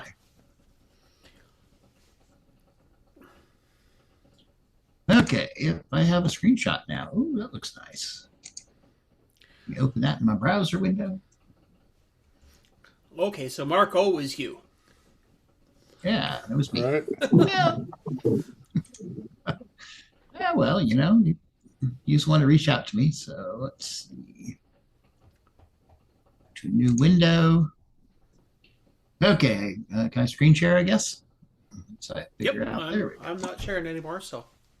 Okay, let's see if we can find this. Okay, I don't do this very often. Share, there we go. This is a screenshot, so there's no audio, so I'll get this right here in a moment, maybe. Come on, my Zoom's really lagging. Maybe. Yeah, I wish mine was just laggy. Wow, super laggy. Oh, on a side note, Curtis, I found some 65 C52s. The dual serial port chips? Yeah. Those are good. So I bought 10 of them. Yeah. There's actually a driver for OS9 for that already too, so. Nice. That's what the eliminator used. Should be the same driver. It's a Yep. Basically, You'll get two addresses to map them in, and it should handle up to 38.4. Yeah. This is the one where they fixed the carrier detect bug. Yeah, all the bugs of the 6551 are fixed. Okay, everybody see that? Yep. I can That's see the not bad red at all. shapes will definitely kind of blend it in the background a bit. I could see Yeah. them moving would be a nice background. I don't think it'd be distracting because you have some contrast with the. We lost the gameplay somehow. Yeah, this is the intro screen again. Is it? I was trying to zoom it up here, see if it makes a difference. Oh, you're actually playing it. No, Oh, I'm it's not. running This is now. It's just a screenshot. No, we're seeing an animated one. Something Are is you? animated here. It's a PNG. Okay, I don't know what's animated. Who's sharing right now? I don't think it's Mark anymore. I think I am. Mine Mark says I'm B, sharing. can you check? I think no, this is live gameplay Okay, now. here's the one we wanted to see. Yeah. 60, is this you? I don't think 60's on the call. It might in be. an Yeah, animated It something? says it's 60 screen, so 60 is somehow on the call. He lives. Oh, all right. Yeah, he's Well, playing cool. it live. I could live with that. I like that amount of. Yep, He has 60 is right RP. there. He's muted, but he's there. Oh, I'm gonna say stop sharing. My system's dogging. Okay, well, somehow we've managed to turn on the multiple screen shares. Nice. Awesome. Just remember how you did it, Mark. Well, that means I got to stay awake enough to be able to flip them. All right. You might have to turn it off someday. It could be fun. David Lord says, try Pooyan colors. Oh, No, not Ah, that. my eyes. I mean, this isn't horrible. no, this is No. cool. And he did pick like red, which is a bit more muted in the background. Either blue or red would have been the best. So that's the two colors he's got in the background. I think Yellow I'd have and preferred green. just I no, think- no I background. think where it gets confusing maybe is when you have red in the objects as well. Yeah, that definitely kind of blends into the background. Somewhat. Right. The green and But yellow you was don't- fine though. You don't have much choice. But I think Yeah, the but the other background. thing you could do is maybe draw a yellow outline of the red shapes. Like that might highlight it enough. Ooh. I probably would have used a star background, just like dots, finer dots. Oh, rather than the patch. Yeah, thing. because Yeah, maybe when so. you I got- can see the purpose of the background because all the static images that aren't gameplay need to be segregated somehow, and the background does that. So you know the active area by where the background is flowing. Hmm. I mean, I'm buying this as the best you could do with 4 colors in this resolution. yeah, the 4 colors does restrict you a fair bit. And now we get to see what 60 score would have been if he'd entered the Game On Challenge. Well, he's got a week left still.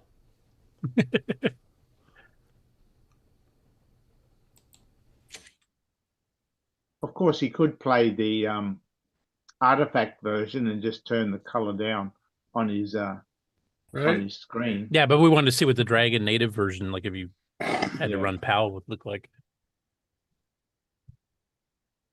Oh, could you imagine a bunch of vertical lines as the background in this mess? That would be hard. Acting. I don't have to imagine. I've lived I've lived it. Ouch. I can hear the PTSD in your voice, Nick. Yep.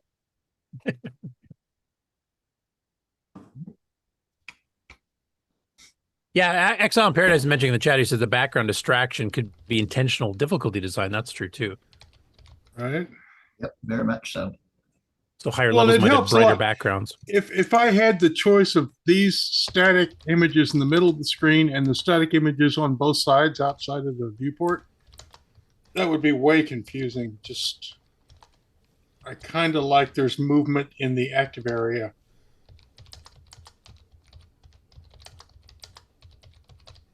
So Ken, how's he doing score wise compared to what you've seen for scores so far in the challenge? I don't know. My high score so far is, I think, 415. So, and there's some people that have blown me away on that. And right. Well, Mark B, what was your high score? 516. 516. Holy level crap. 9. You blew my score away. The reason I was asking, of course, Karen did his own Tetris port with modern Tetris rules and semi-graphics. So I'm figuring this type of game he's really good at, and he might slaughter all of us. Oh, right. Ooh, a ringer. Oh, that Yeah, did two there's- at once. It did a diagonal and then it angled into Yeah. the vert. Yeah. Okay. That's different. Now, Paul needs to do a version of this game for semi-graphics mode. I think he's probably done this game unless there's bugs. Right. On to the next Move game. on. Nothing more to see. It's kind of like pinball. I mean, you could add some things there too, Nick. A few of us have suggested that. So, but you're on to the next one. Can you guess which finger I'm holding up? He chances do we get? Surprisingly, yes. Your pinky finger, like Dr. Evil in Are you holding a cat? $1 million. Right. Oh, you choker. Oh, No, we don't have to watch Kieran's entire game, but he can keep playing to submit his score since he's already well. Yeah, on the his way, green's so. putting me to sleep. Michael Zweifel says that he's got a score of 2104. So. Anyway, we're going to see more of this, I assume, during the news when you cover the 8-Bit Guy's video, I assume. I won't be covering Quarks too much. I think he did have one picture and they're showing what the cartridge and case and the little package for it's going to look like if I can find it. Yeah. But he's done the CoCo video on the weekend. Yeah. Yeah, I've left quite a few comments already. Oh, you picked mostly up all answering the, people's questions. You picked up a lot of the mistakes? Yeah, there's a few in there. I didn't Yeah. go too much hard on the mistakes, though. He was just trying to do a general overview. Like the chart for the 1986 sales figures, I don't know if that's accurate. I know Marcus Siegel's always said that the Coco sold a lot more than most people think, including most of the magazines at the time. And I'm not sure where he got those numbers from. So unfortunately, yeah, that gentleman's agreement with Tandy, we'll never find out exactly what they did sell. So that could just be not even true. We don't even know. When Tandy was selling off all their stuff from the Tandy Towers there, they kind of auctioned off how which somebody had gotten the result or like the statements as to what they manufactured and stuff so we could actually find out how many they sold. That would have been nice.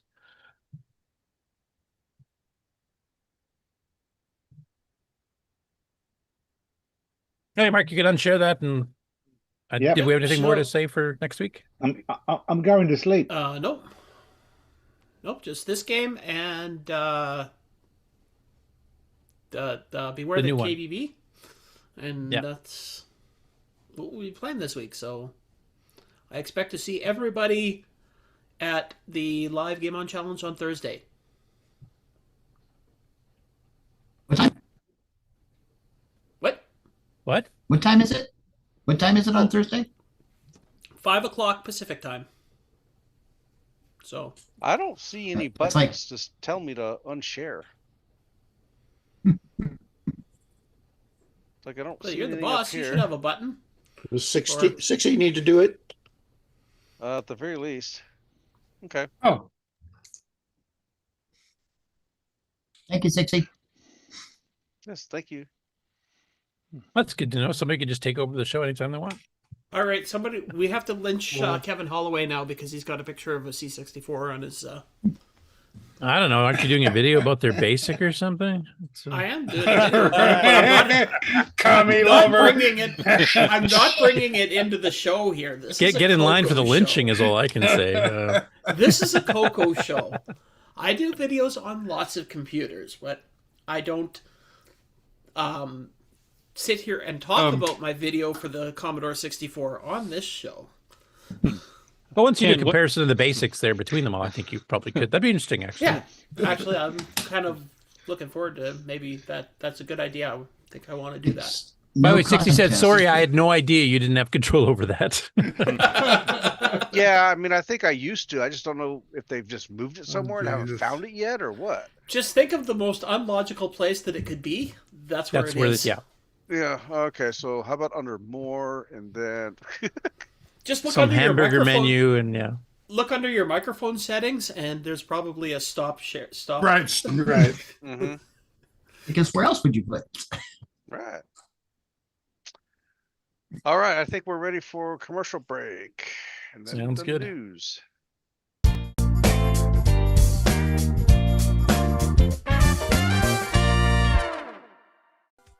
Hello, everyone. It's your good buddy, your good pal, Amigo, and joined by that dastardly The Brent from ARG Presents. You're watching CoCoNation.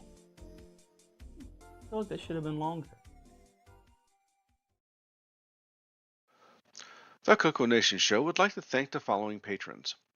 AC's 8-Bit Zone, Alex Gare, Alan Huffman, Barry Tompkinson, Boysen Tech, Brendan Donnie, Brian Walsh, Brian Weasler, Karen Askham, Coconut Bob, Daddy Burrito, David Ladd, Derek Smithson, Diego BF109, Don Barber, Eric Canales, Frederic Segard, Glenn Hewlett, Graham Wabke, Grant Leedy, Henry Gernhardt, Henry Strickland, Jason Warrens, Jeffrey Drywater, Jim Mullis, Justin Larson, Ken Reichard, Kevin Holloway, Mark Castellan, Michael Hill, Patrick Euland, Paul Fiscarelli, Paul Shoemaker, R. Allen Murphy, Richard Harding, Rob Inman, Rocky Hill, Steve Batson, Terry Trapp, TJB Chris, Tom C., Tom Gunderson, Tom S., William Athing. Thank you so much, patrons. If you would like to support the CoCoNation show, sign up at patreon.thecoconation.com. Hey everyone, I'm TJB Chris, and I'm watching the CoCoNation live show, and so are you.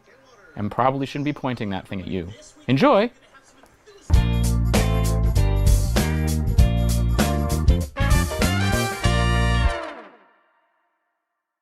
The CoCoNation would like to thank our Discord boosters. VoicenTech, Captain Kirchhoff, Frederic Micro Hobbyist Sigard, Glenside Computer Club, Paul Fiscarelli, Paul Shoemaker, Richard G., and Wingnut 2626. Please consider joining Discord and visiting the welcome section to see what the community has to offer. Just go to discord.thecoconation.com. See you on Discord. When you want the latest in TRS-80, Tandy, Dragon, MC-10, and all of their hardware cousins. No matter what it takes, or where news breaks, from around the world to your nation. The CoCoNation News with L. Curtis Boyle.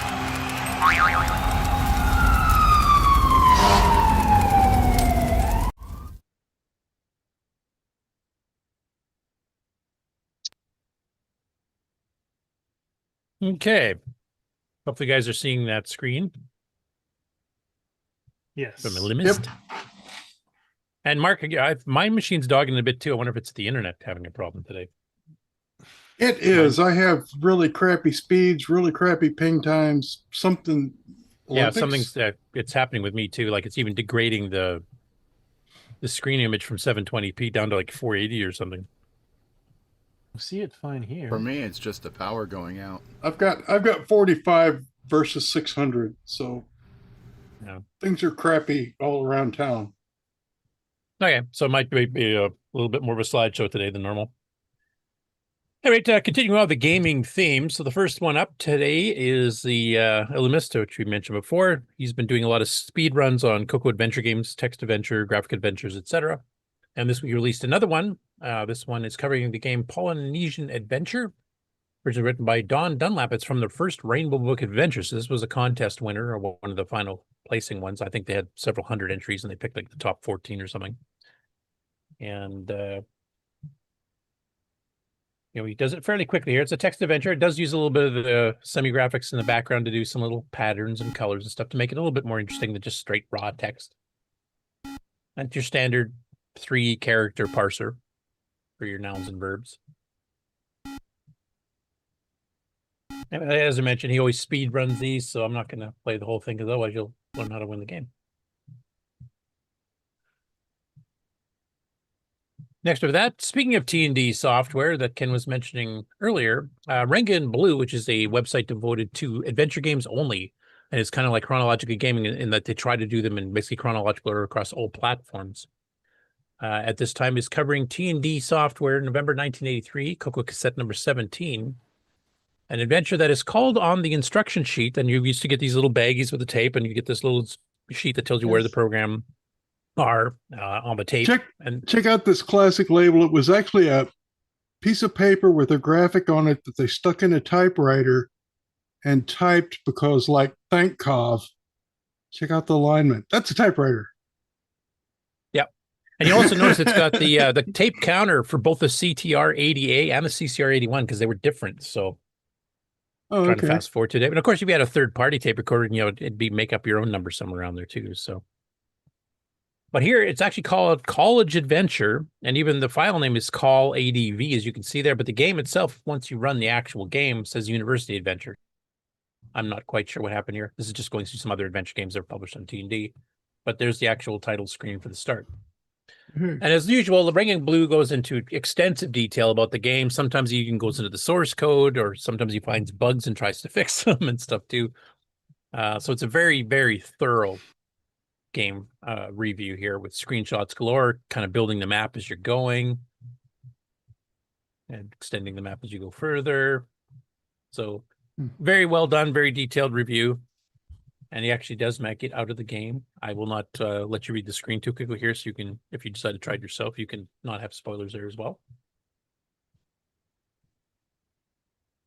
Next, after that, YouTube channel called Chinop, which I've not seen before, and probably because there's only one subscriber, released a video playing Space Invaders. I remember when this came out, actually, because this is a Semi-Graphics 4 game, so it's the low-res, like set reset graphics, but it's a machine language game. And it came out fairly late. It was written by Stuart Wiscalafant in 1985. And it's machine language, but low res. So it's not too bad. There is another one called Space Invaders from around the same time, written by Charles Forsyth for Adventure International. It was one of the very few 4K commercial games that were sold on tape. But this is not it. It's a little bit different. Oops, I forgot to kill the volume of it here. Oh, sorry, 1995. I think I mistyped that in the notes. You can see it's running a bit faster than a standard basic game would go.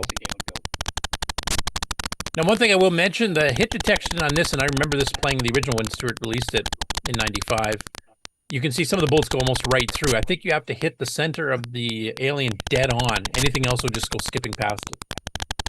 And I don't know if that was a design choice or if he just made it to make the game a bit more difficult. They shoot like stormtroopers.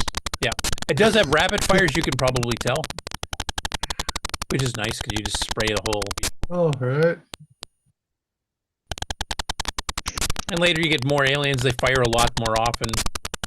Game speeds up a bit. But for a little 4K game, and it's got some, decent little sound effects. It's not just the standard sound command beeps and boops. It's got a little bit of staticky stuff for firing and explosions. Well, that doesn't show an explosion, but when the alien gets killed. But a nice little demo of what you can do with Semi-Graphics 4 with a little bit of ML. Go ahead. Wasn't there a prolific Australian programmer that did an Invaders game? Yeah, but I think he cheated to use real graphics. Yeah. All right. Yeah. Anyway, it's a pretty interesting game. I do remember when it came out. It was I think Stuart at the time was just learning ML on the CoCo, so this was kind of his foray into machine language. I don't know if he's done too much on it since. Yeah, but it is nice and fast. Yep, and with some decent sound effects too. Okay, next up after that, this is one of those group reviews of various versions of particular arcade games. Sometimes with official ports, sometimes with clones, sometimes with a mix of both. This is one of the mix of both ones. And this is done by John Hancock, which I think we've covered some of his stuff before. So he's doing the many ports of Berserk. And now there's ports of Berserk on the CoCo. There's at least 3 I can think of right off the top of my head. And the only one he reviewed for the CoCo on this one was Monster Maze. And this is in a section that he included that covers games that are based on Berserk but aren't strictly clones. You can see the ones he covered here in his table of contents. And Monster Maze is a Tandy one that ran in 4K, one of the cartridges there, artifacted 4K, so it was actually running in P mode 2, I believe. And it was a little bit different for a couple of things. One, you had little treasures you had to pick up, which is similar to Android Attack that Spectre put out, which is another Berserk clone that's a little bit different. If you wanted a clone of the arcade game as close as possible, Color Berserk, or later called Color Haywire, because they got in legal trouble for using the word Berserk, even though they spelt it different, would be the Mark Data Products one. But this particular one, I would have put in some of the other ones too. If you're going to talk about the CoCo versions of Berserk, like the Mark Data one is like literally almost a exact clone of the arcade. Even got the Evil Auto thing where the other 2 versions don't. Spectral does this weird thing where once you shoot the android, it converts into a radioactive pile that pulses, and then it turns into a ghost that can travel through walls. So it's quite quite a bit different than and also has treasures to pick up. Also adds a jump and duck mechanic to it too as well. And Color Berserk, like I said, is just basically a clone of the arcade game with Evil Out and everything else. Monster Maze is kind of in between the two. It does have the treasures similar to Android Attack, but the game plays a bit closer. The cool thing about Monster Maze was that you could shoot through walls if you walked right up to the wall, because it would start your firing a pixel past the edge of your hand, and the walls are 1 pixel thick. So if you went right next to a wall, not touching it, or just touching it but not hitting it, because you will die, you can fire right through walls, which was a great advantage to killing some of the robots in other rooms. Why didn't you tell me that 40 years ago? I think we covered it on the game show, didn't we? Ken, do you remember? No, I mean, back when I was actually beating my head against this game, I would have really liked to know that little cheat there. You Yes, had Monster we did cover Maze that. on the Tandy. Yeah, I thought we did not too long ago, actually. And you know what? This is kind of an early. I don't think he knows about the little cheat of clone firing through walls, because I Berserk. don't see him doing And it. you know what? I know there's fans on here. And I should who mention, it enjoy only the works when you're Tandy shooting up Color or to the right. It does not work Overlooked shooting Classic left or Computer had some gems down. on it. This was one of them. This is a game that was pretty good. As you know what, Tandy had to kind of clone. And then it goes through some of the other ones, and there's like a lot more of the other ports are shown. Like the Atari 2600 has got 3 different versions here. But he picked that one as a representative on the CoCo one. Like I said, I probably would have done Berserk or Haywire or Android Attack if you want to get something that's more unique. Android Attack also talked like the arcade game. So that's another reason I would have picked that one in particular. But it's a good review, and he's done these before, where he's done these reviews of the various clones and official ports against various machines and showing the arcade original, so you know what you're comparing against. So if you're general retro gaming from the arcade, I definitely would check the video out. Next after that, now, because the 8-Bit Guy has released the video already, I don't think this is probably going to serve too much purpose now, unless he does a follow-up video, and I kind of love to comment asking if he would, because, I mean, he didn't cover OS 9. Like, how can you cover the CoCo and not cover OS 9? I don't understand. But he also, there's some other things, like he was kind of going through the history, like going to the CoCo 164K and the various upgrades of the CoCo 1 up till that point, and then talk about the TDP 100, and talked a little bit about the Dragon, then the CoCo 2 and the CoCo 3, and he skipped talking about the Deluxe that, you know, had 50,000 boards manufactured and then got canceled at the last second. But we have He prototypes. He did show the Deluxe, well, the botched ad in the Radio Shack catalog. Did you notice that? No, I didn't. He showed the 64K CoCo one. He was showing the Tandy catalog. It had the short white case 16K Yeah, on the CoCo left, 2. and it had the super powerful white 64K on the right. Yeah. Which, that's the melted remember- keyboard one, though, isn't it? That's the actual Yeah. 64K CoCo. It's not the Deluxe. Yeah, but that was the one that was meant to be for the Deluxe, remember? Oh, yeah, the case was, yeah. Because Yeah. it still had the old keyboard. The Deluxe had the extra keys like the CoCo 3 does with the black background instead of gray.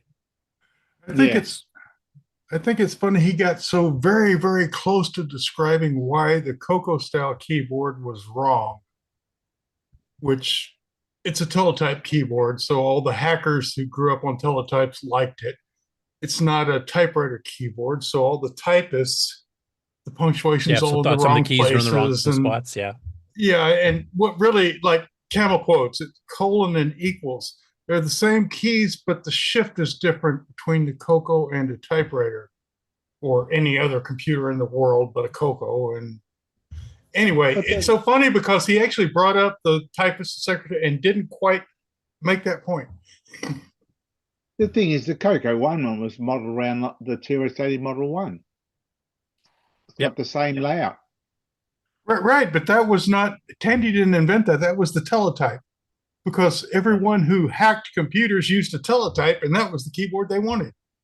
Right. And then the world come along and said, no, we're typewriter people. We need the @ sign over the 2. And it's hard to make that mental jump, especially with like the colon and equals. Like I said, it's the same keys, but shifted different. There's so many variations. You just can't type fast on both.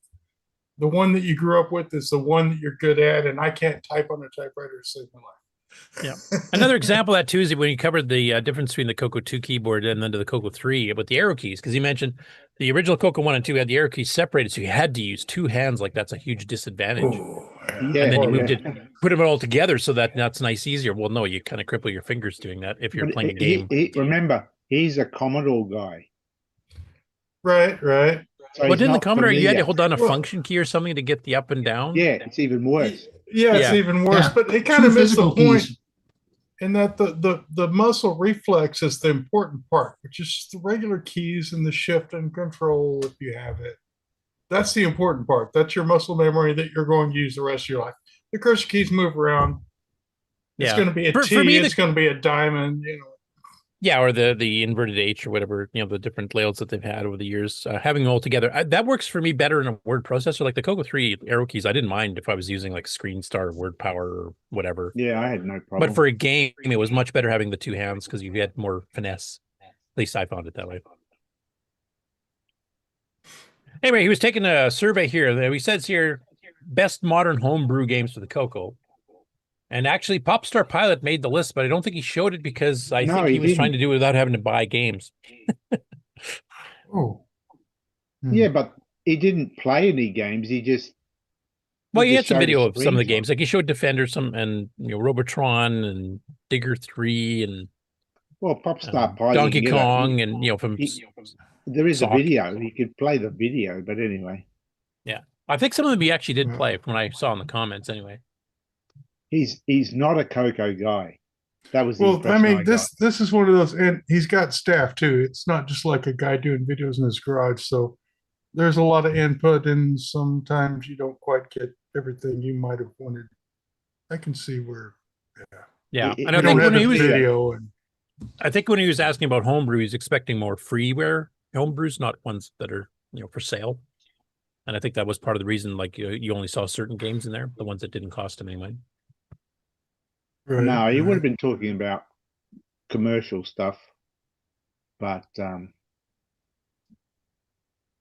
I mean, he had didn't other like- ones too. Like he had one you were asking last week. We showed a bunch of what are your best CoCo 3 games, and then a bunch of people listed CoCo 2 games. So people don't read instructions, as Nick said. Though we will prove that wrong later in the show, Nick. Actually, coming up pretty quick.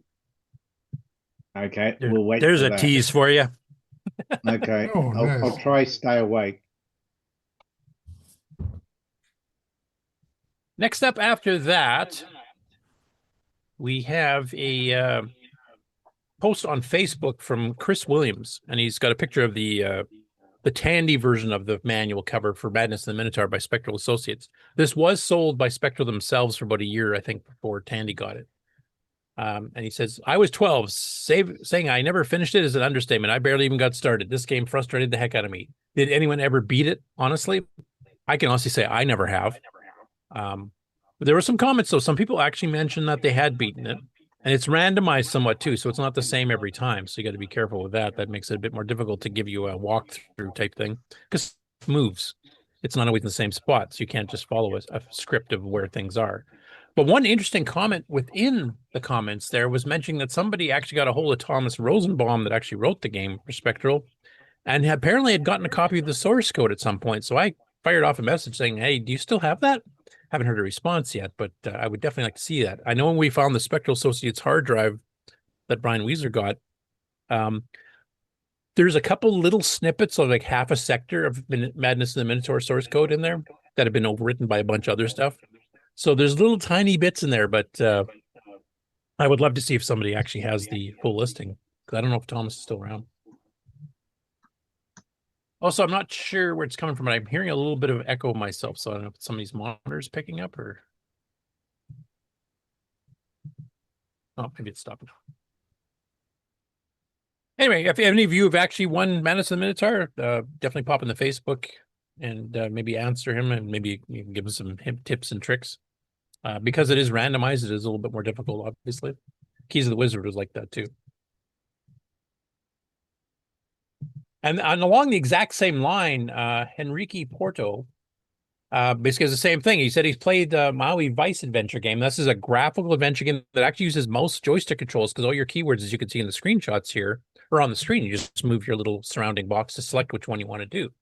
So it's kind of like an early version of Interbank Incident style thing, where it's trying to do a full GUI interface for an adventure game with some pretty nice detailed graphics, they have nice shading and stuff. And you can see that the verb list is actually not bad. I mean, it's probably got, what, 20 verbs or pretty close to it. But anyway, he's never actually won the game either. And now this one I played briefly a few times back in the day. I never played it through myself. Has anybody in the panel either completed this one or Madness of the Minotaur at any point? Or even played this game before, for that matter?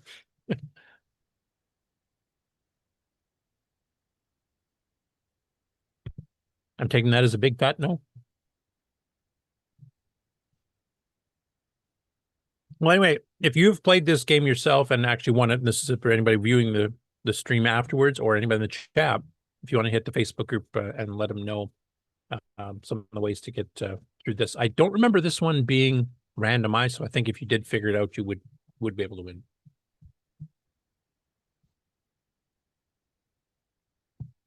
Now special for Nick. Tim and AJ reviewed pinball. And they start the video episode off. They printed out the manual sheet and go through it and read it and promptly forget a good chunk of it before the time they play.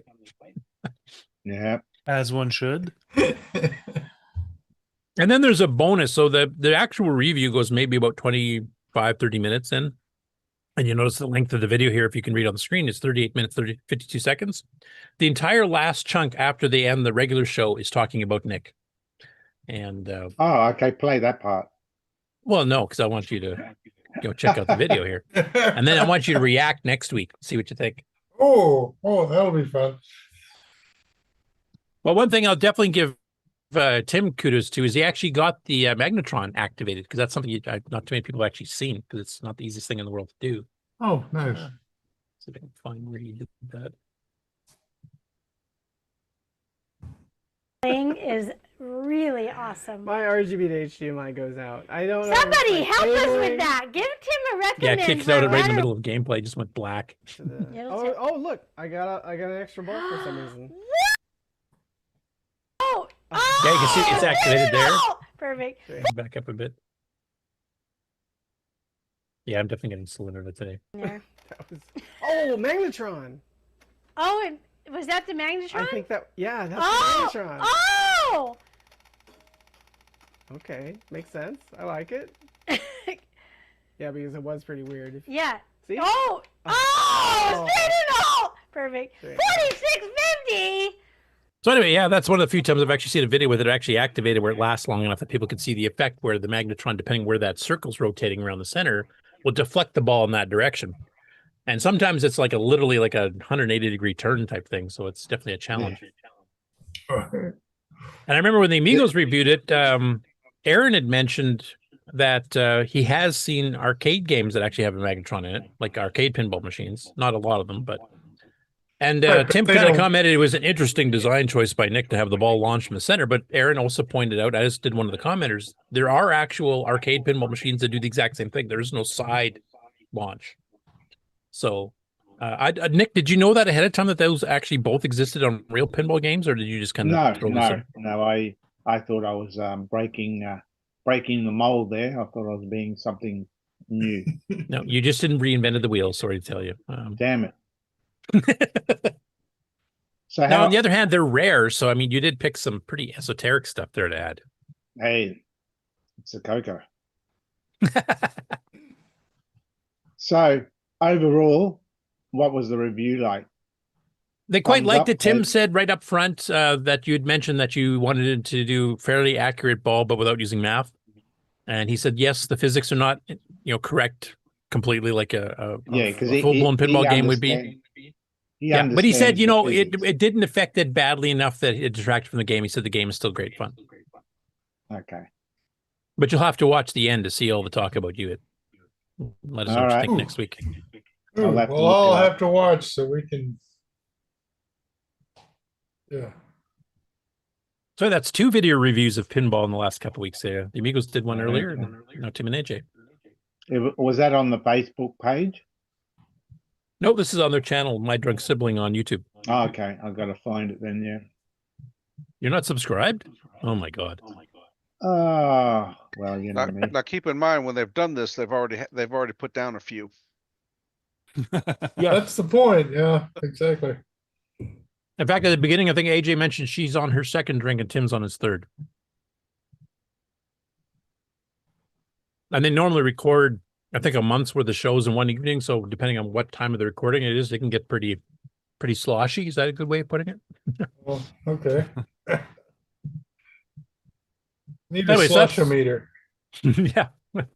Lubricated, pretty lubricated. Yeah. I think it's a viewer, up to the viewer to determine exactly what order they were originally recorded in, judging by their reaction time, etc. I suppose. But yeah, a sloshometer would be good. So it just kind of goes up as the night goes on. And you can decide when to drop out. Yeah, I just want to point out they did print out the documentation in color even and went through it. And that's when Tim kind of recognized the magnetron was actually in action, though I think he'd forgotten how to activate it. You have to light up the 5 lights on the left. And the ones on the right is the extra ball, or I got that backwards. By the way, he loves your dithering too. Should mention that. Oh, cool. But they did mention there's a couple of glitches in one of the fonts. Oh, I'll have to look at the video. So that's enough teasing. For now, Nick has to watch the whole damn thing to find all that stuff. So actually, we all do, because we mission want to know what the accomplished. heck you're talking about. So Yeah. I'm going to watch this too. Anyway, as with all of the stories that we show on the news, show links are, of course, in the text file that appears in a special channel on the CoCo Discord. If you go to the CoCoNation show, there's one of the news summaries, and that's where you'll find them every week. They're already up there for this week, so if you even want to skip ahead here, to try to stay awake or whatever, you can. But the link for this particular video and everything else we cover is on there. Okay, so back to the regular news, then we'll do the upcoming shows last, starting with the Dragon.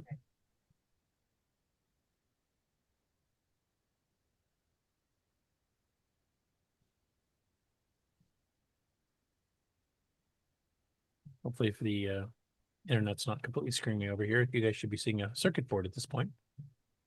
Good. Okay, good.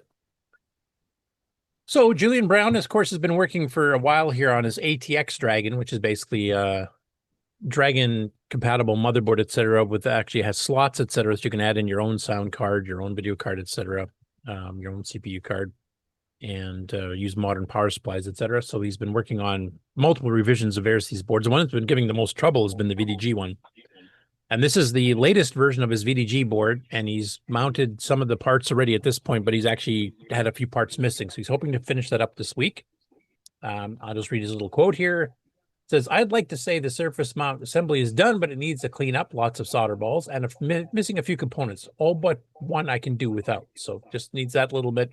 So they're now on order, and it will be Tuesday at the earliest before he sees them. So we'll find out if this latest revision, which is 1.0.8, which tells you how many times he's got this, kind of remodeled, and see how well that works.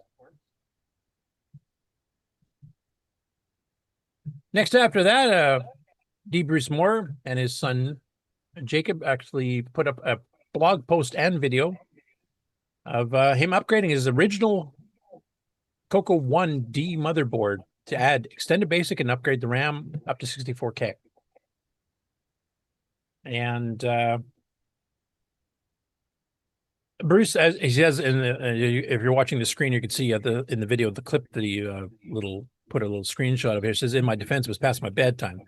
So he was actually swapping the ROMs in and out with the power on while it's on the screen type thing. It's just lucky he didn't blow it right up, but it worked. And you can actually watch the whole process here as he does the upgrade here. He ordered the the ROM. For those of you that ever pick up a CoCo 1 that does not have extended basic, or some of the CoCo 2s didn't early on either, Mark Millett at Cloud9 does sell the extended basic ROMs, so you can actually upgrade it. They also sell the replacement color basic ROMs, because this original D board here at color basic 1.0, which had numerous bugs, would only do the printer at 7 bits. You couldn't do high bit characters at all, but loading a separate driver. All that stuff got fixed in 1.1, 1.2 did some other optimizations, and 1.3, if I remember, is for the later CoCo 2s to handle the 2-chip upgrades to program the SAM. So, but if you have a 1.0, you do want to replace it with a 1.1 or 1.2, probably 1.2, because that's the least amount of bugs. And also the extended basic ROMs there, so you can get those replacement parts or additional parts from Cloud9.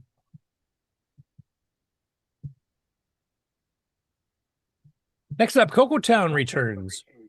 And yes, as usually does a fairly interesting deep dive. In this case, he's going into the differences in BASIC.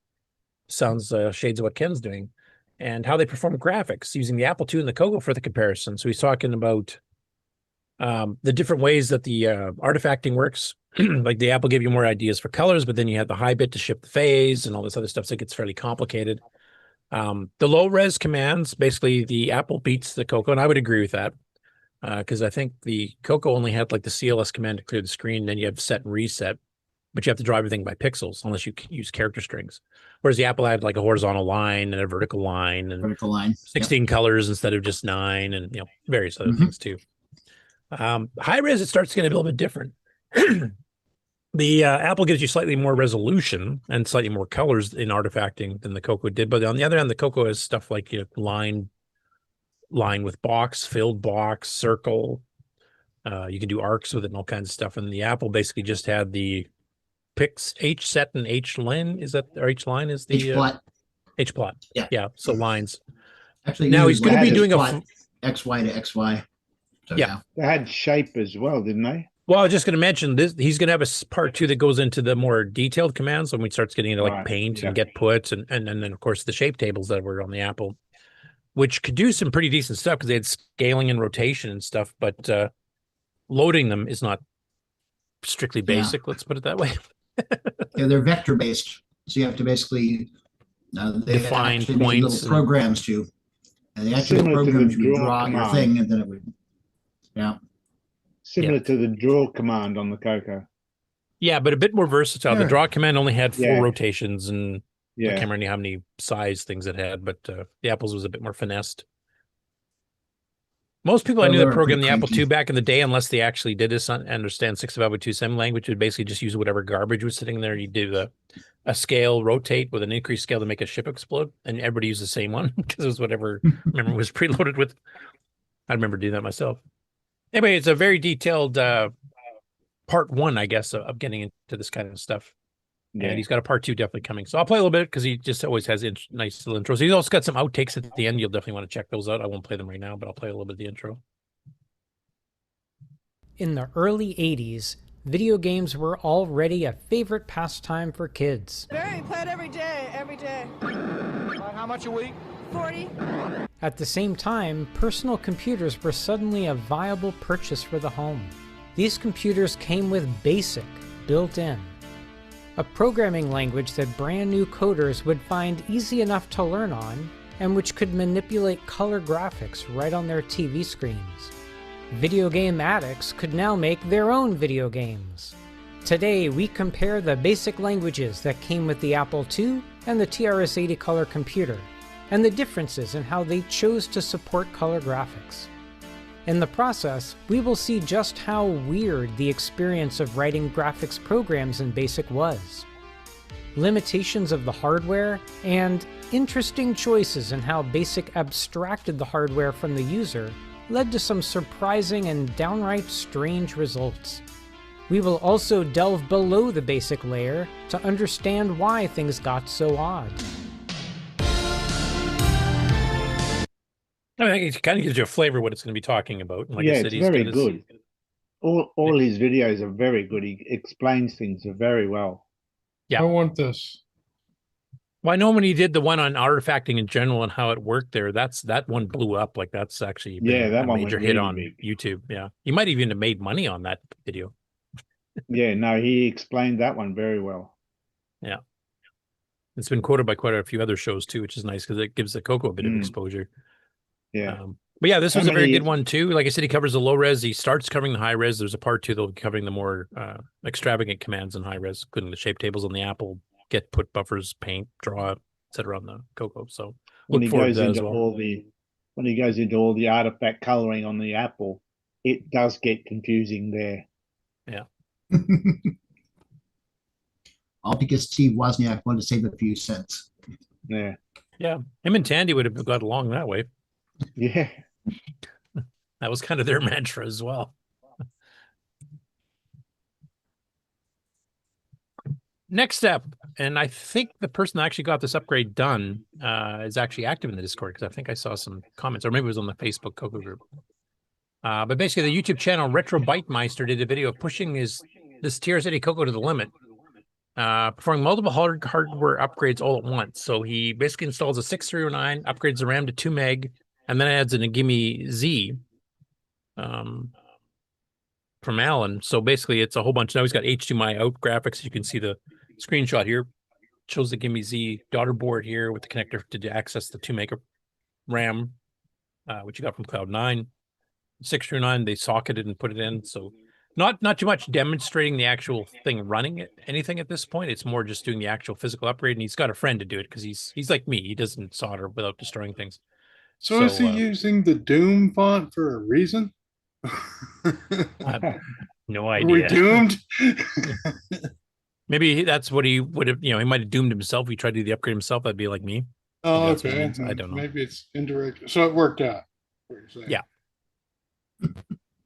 There's like very little solder on there, and there's not much to hold on to, right? See, when you go, like, you see how there's like very little solder. So like little soldering tips and stuff, which I'm going to ignore because I can't do it anyway. I would just hire somebody to do it for me. But they basically boot it up in the CoCo SDC and make sure it runs. And they ran some things to show the artifact colors with the Gimme Z outputting to HDMI, which looks really nice, of course. And because of the legal way that HDMI does its sound, you have to pay like some huge licensing fee to be able to do the sound. So you have to like jury rig it out of the. Because we aren't doing HDMI, we're doing the I forget the DVI or whatever the part that does. Yeah, it's DVI something or other. So you can't have sound because sound is part of HDMI, and we don't do HDMI. We just use an HDMI connector. Well, you can do it, but you have to pay the licensing fee, and there's a minimum order, and I think it's about 10 grand US. Yeah, yeah. What about DisplayPort? Well, the thing is, you can connect this to an HDMI connector, which is really common, and it works. Just no sound. So yeah, legally, if I remember correctly, if you just do the video, there's no fee. But if you do the video and the audio, then all of a sudden there's because technically we aren't doing HDMI. We're doing a video signal that is compatible with HDMI and can be put on the same connector, but it's not HDMI. Yeah, which is a very fine legal hair, but that's what it is. But as you can see here, I mean, the artifact colors come out quite nicely, and this is on a little HDMI display. So I guess it's the Gimme Z is kind of a combo of Jason's SCART board, which does kind of the same thing going through SCART to HDMI, but adds in some of the Gimme X features that are on there too. So it's got basically the built-in support for the DAT that you would have put in from the old disto memory upgrade, so you can run the 2 meg. It supports the 2.86 megahertz turbo mode that the Gimme X does. If you have a static RAM-based upgrade, it won't work with the dynamic RAM, as the Gimme X does too. So if you have a Cloud9 or a Boysen Tech 2 meg upgrade, made it from static RAM, you can actually kick the CoCo into almost 3 megahertz, and holy cow, does that make a difference? If any of you have the Gimme Z or the Gimme X and you want to see that, there's a special version of Nitrous 90OU on the website that is meant for the Gimme X, both 689 and 609, and it will kick it into 3 megahertz, and you can actually see how much faster things like multiview and rescue and fractalus is like night day difference. It's huge amount of change. Now, you definitely go check the video out. That's kind of cool. And like I said, he's active in the CoCo community now, so hopefully we'll see some more videos from him, and maybe reviewing some of the software that uses the Gimme Z stuff or uses the 2 meg, or any other upgrades he plans on doing. Next up after that, we have another update from Rich Stevens. He's the person that's been doing most of the CoCo development for the FujiNet project. And this is a bit of a side here because he was actually trying to figure out how to flash the ROM slots in the CoCo SDC, which has, I believe, 7 or 8 of them. The first 2 are generally reserved. SDC DOS is usually the first bank, and stock disk basic 1.1 is in the second bank for some of the games that are incompatible with SDC DOS. And then after that, you can flash like a game card or whatever else.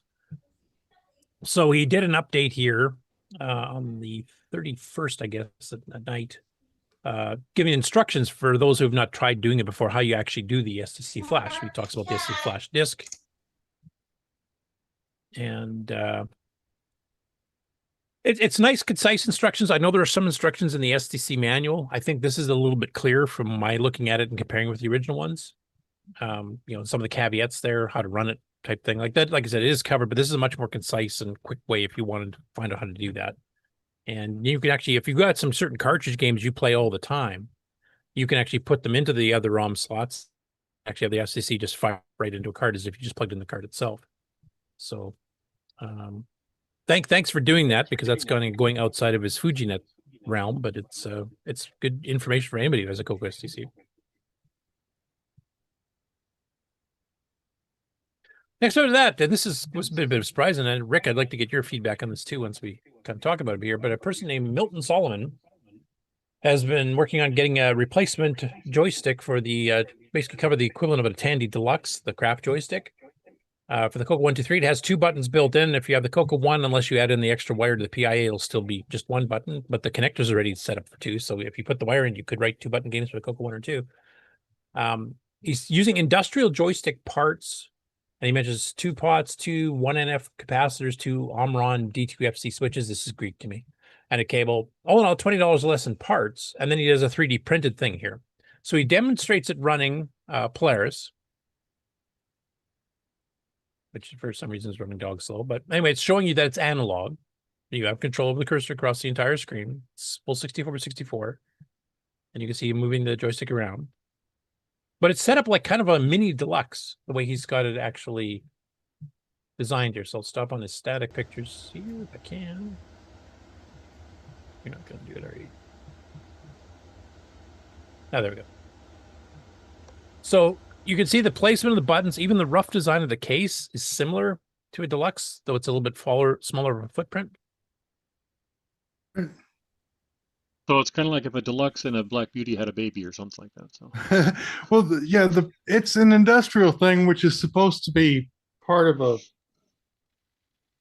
two-handed gizmo, like so a drone remote or something. Yeah. So it's way undersized for being a.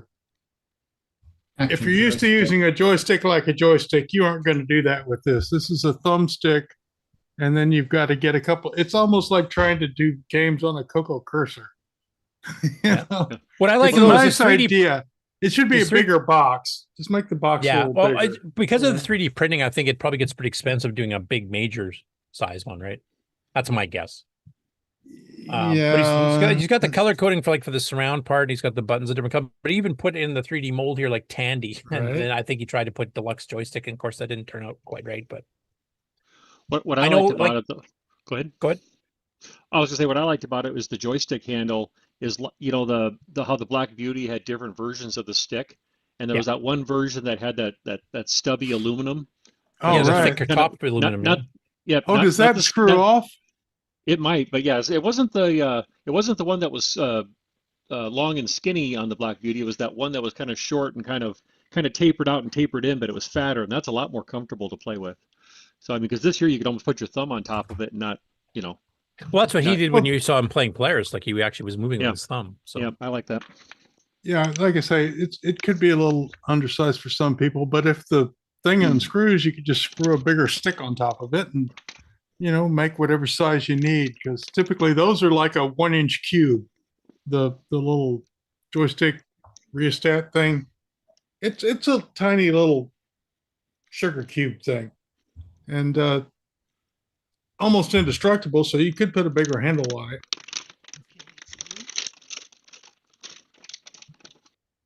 So I'll play it a little bit in. You can see here he's doing the thumb style control. Now there's enough there you could hold it with your index finger and thumb, but it'd be pretty small, and people with big hands may not like it that much. But yeah, get to them buttons and do I mean, honestly, one of my Black Beauties, I actually broke the end off, so it was nice and flat, and I actually used it as a thumbstick for most of my childhood. So this would not be new to me. Actually, if you were going to make a little one like this, I would change the buttons so that like one of them's on the bottom and the other, or maybe both of them are on the bottom, so you can like hold the thing in one hand and work the stick with the other and get everything in that small and compact a space. Otherwise, I think it needs a bigger box. But I really like the idea, and I really like the idea of using these little indestructible joystick cube things because they are great. Yeah, and as you mentioned, the list of parts to make this was $20. I don't think that's including the case, the 3D print part. Maybe it is. I don't know. And the cost but of I know, that's like just Rick, time. you've been converting Tandy 1000 sticks that have the slightly different interface for the IBM compatibles to run on the CoCo by changing the ends, etc. Here, but how rare are those getting now at this point? Are they still easy to find? Actually, they're actually becoming more available. I think after Computer Reset shut down, everyone thought they had their retirement fund in joysticks, and they're now finding out that they don't.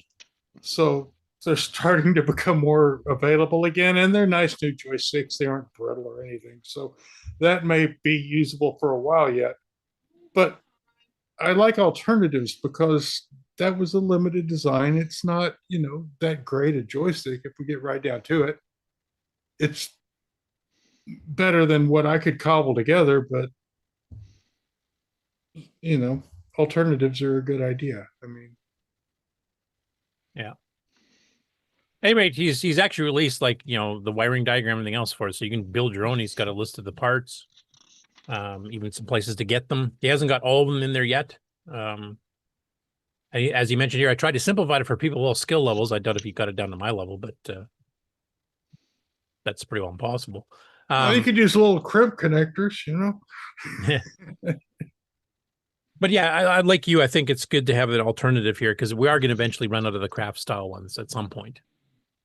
So having one that you can just pay $20 for parts and kind of duplicate the functionality for it would be kind of nice. Print any size you want, case for it. I mean, all you need to know is his basic sizes for like the mounts and stuff. And you could just make that design bigger and have whatever kind of joystick. So it's a nice, good start to a. And I'm pretty sure this one's a self-centering. I don't think you have little switches on the bottom like the craft or the Tandy one where you can switch. You can buy these modules in either version, but they aren't switchable. So pick one. Yeah. But they're that was exactly one thing fairly the same. unique about the craft one. You could actually do each axis separate, which on some games was awesome. Yeah, that was pretty cool, wasn't it? Like racing games, like the top view ones, like say Morocco GP by Computerware, for example, I would leave the up and down free floating for the accelerator. So I could just flip it up and let it go max speed. And then the left, right, I actually had spring back so that, if I was trying to dodge between cars, I could just edge over and just tap it a few times rather than try to auto center yourself with your own finger. I will geek myself with the flight simulator in both sticks. So the throttle was on the left stick, not centered. The joysticks and ailerons were on the right stick, auto centered. And what was on the other one?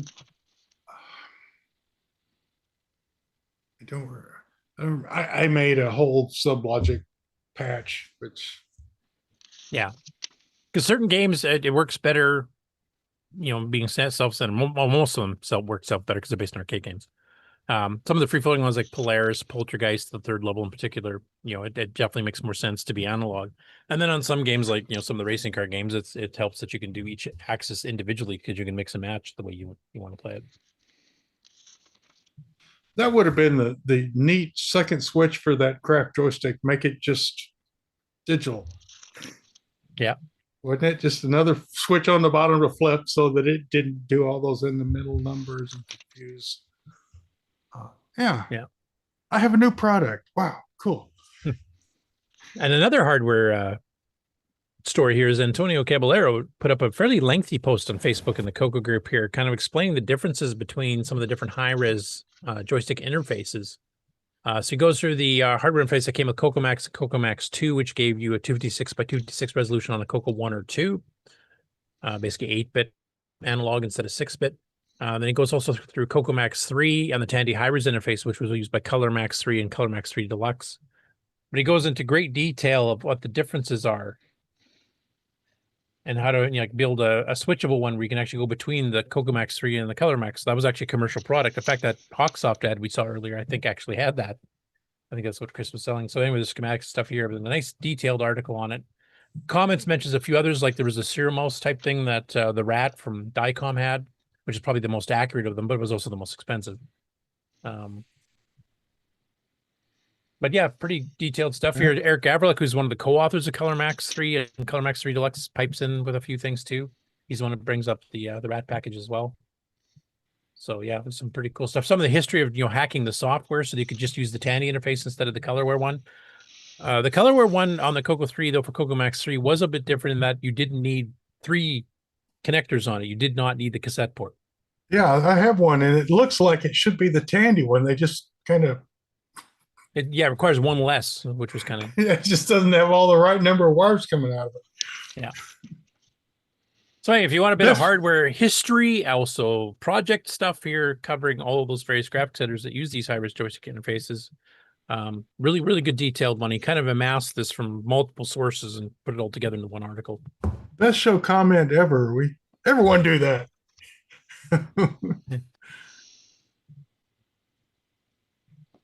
Next after that, also by Antonio, is a bit of software that seems to be lost. It's not in the archive. I don't think it's on the Internet Archive or the Color Computer Archive. And it was called Chroma-Sketch. And it's basically a program that lets you draw things on the screen, and then we'll save it as basic source code with the drawing commands like paint and line and circle, whatever else, to draw that. So you draw something on screen, and then it converts it to a basic program listing, which is cool in itself. But it also mentions here on the high-res, it has 66 colors and shadings, 22 in each of 3 color sets. So I'm assuming artifact colors plus the pure one. So what's this 22 shade thing? Is this just using dithering, or is there something maybe more fancy here with artifacting or something? I'm not sure. But this is one that apparently nobody seems to have anymore. And I was wondering, like, maybe this was one of those things where they announced something and never came out, or maybe the company just advertised a couple months and then disappeared, never sold anything. But in the comments there, somebody had found the actual ad as a secondary thing, which I do remember even Rainbow had it reviewed.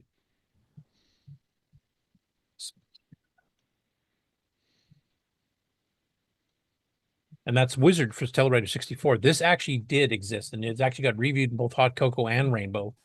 So the company definitely existed. And we're based in Knoxville, Tennessee. But Chroma-Sketch, nobody seems to have. Now, that could be that they didn't sell it. It was just an announcement, or maybe they just didn't sell as many because maybe Nexus went under afterwards when Chroma-Sketch came out. I bet it sold the Wizard for a year or two already. So I'm kind of curious. I would like to see that myself. So 32K Extend Basic, disc or cassette, all graphics modes, all ROM versions. So it'd be interesting to see that program and see how well it works. So if anybody out there listening to this or watching us or in the chat actually has that, if you can dig it out and back it up and put it up in the Color Computer Archive, that'd be awesome.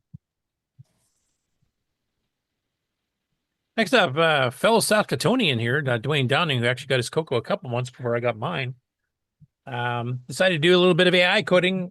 He was doing some coding for work, and he decided, let's see if I can get one of these AI engines to program a Space Invaders in a semi-language for the Coco. The only one to produce working code was Claude Opus 4.5. Now, I don't follow the AI stuff that much because I'm not a huge fan of AI. Have you guys had an experience with Claude versus some of the other stuff here? But apparently this one actually works, and he's actually created a cassette file you can get off his Google Drive and give it a shot. Now, it's a little text mode one, but it was written in machine language. It actually made 6809 machine language because a lot of the chat GPT stuff and stuff I've seen has usually thrown in a bunch of 6502 registers and instructions that have nothing to do with 6809 at all.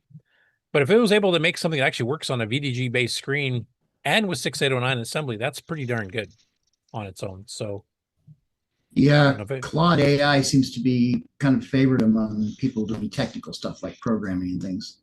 I think they're probably focusing and who makes on that one?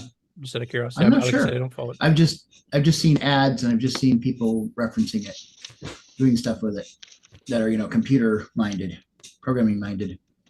Okay, because one of the comments, which I've actually got on the bottom of the screen right now, is from Mason Pringle, and he says, Claude is very good. I use it a lot for extended basic coding help. It is very good at knowing the intricacies of the dialects and actually follows directions or the prompt itself. Copilot GPT themselves are pretty decent, but suffer from refocusing and prompt fatigue.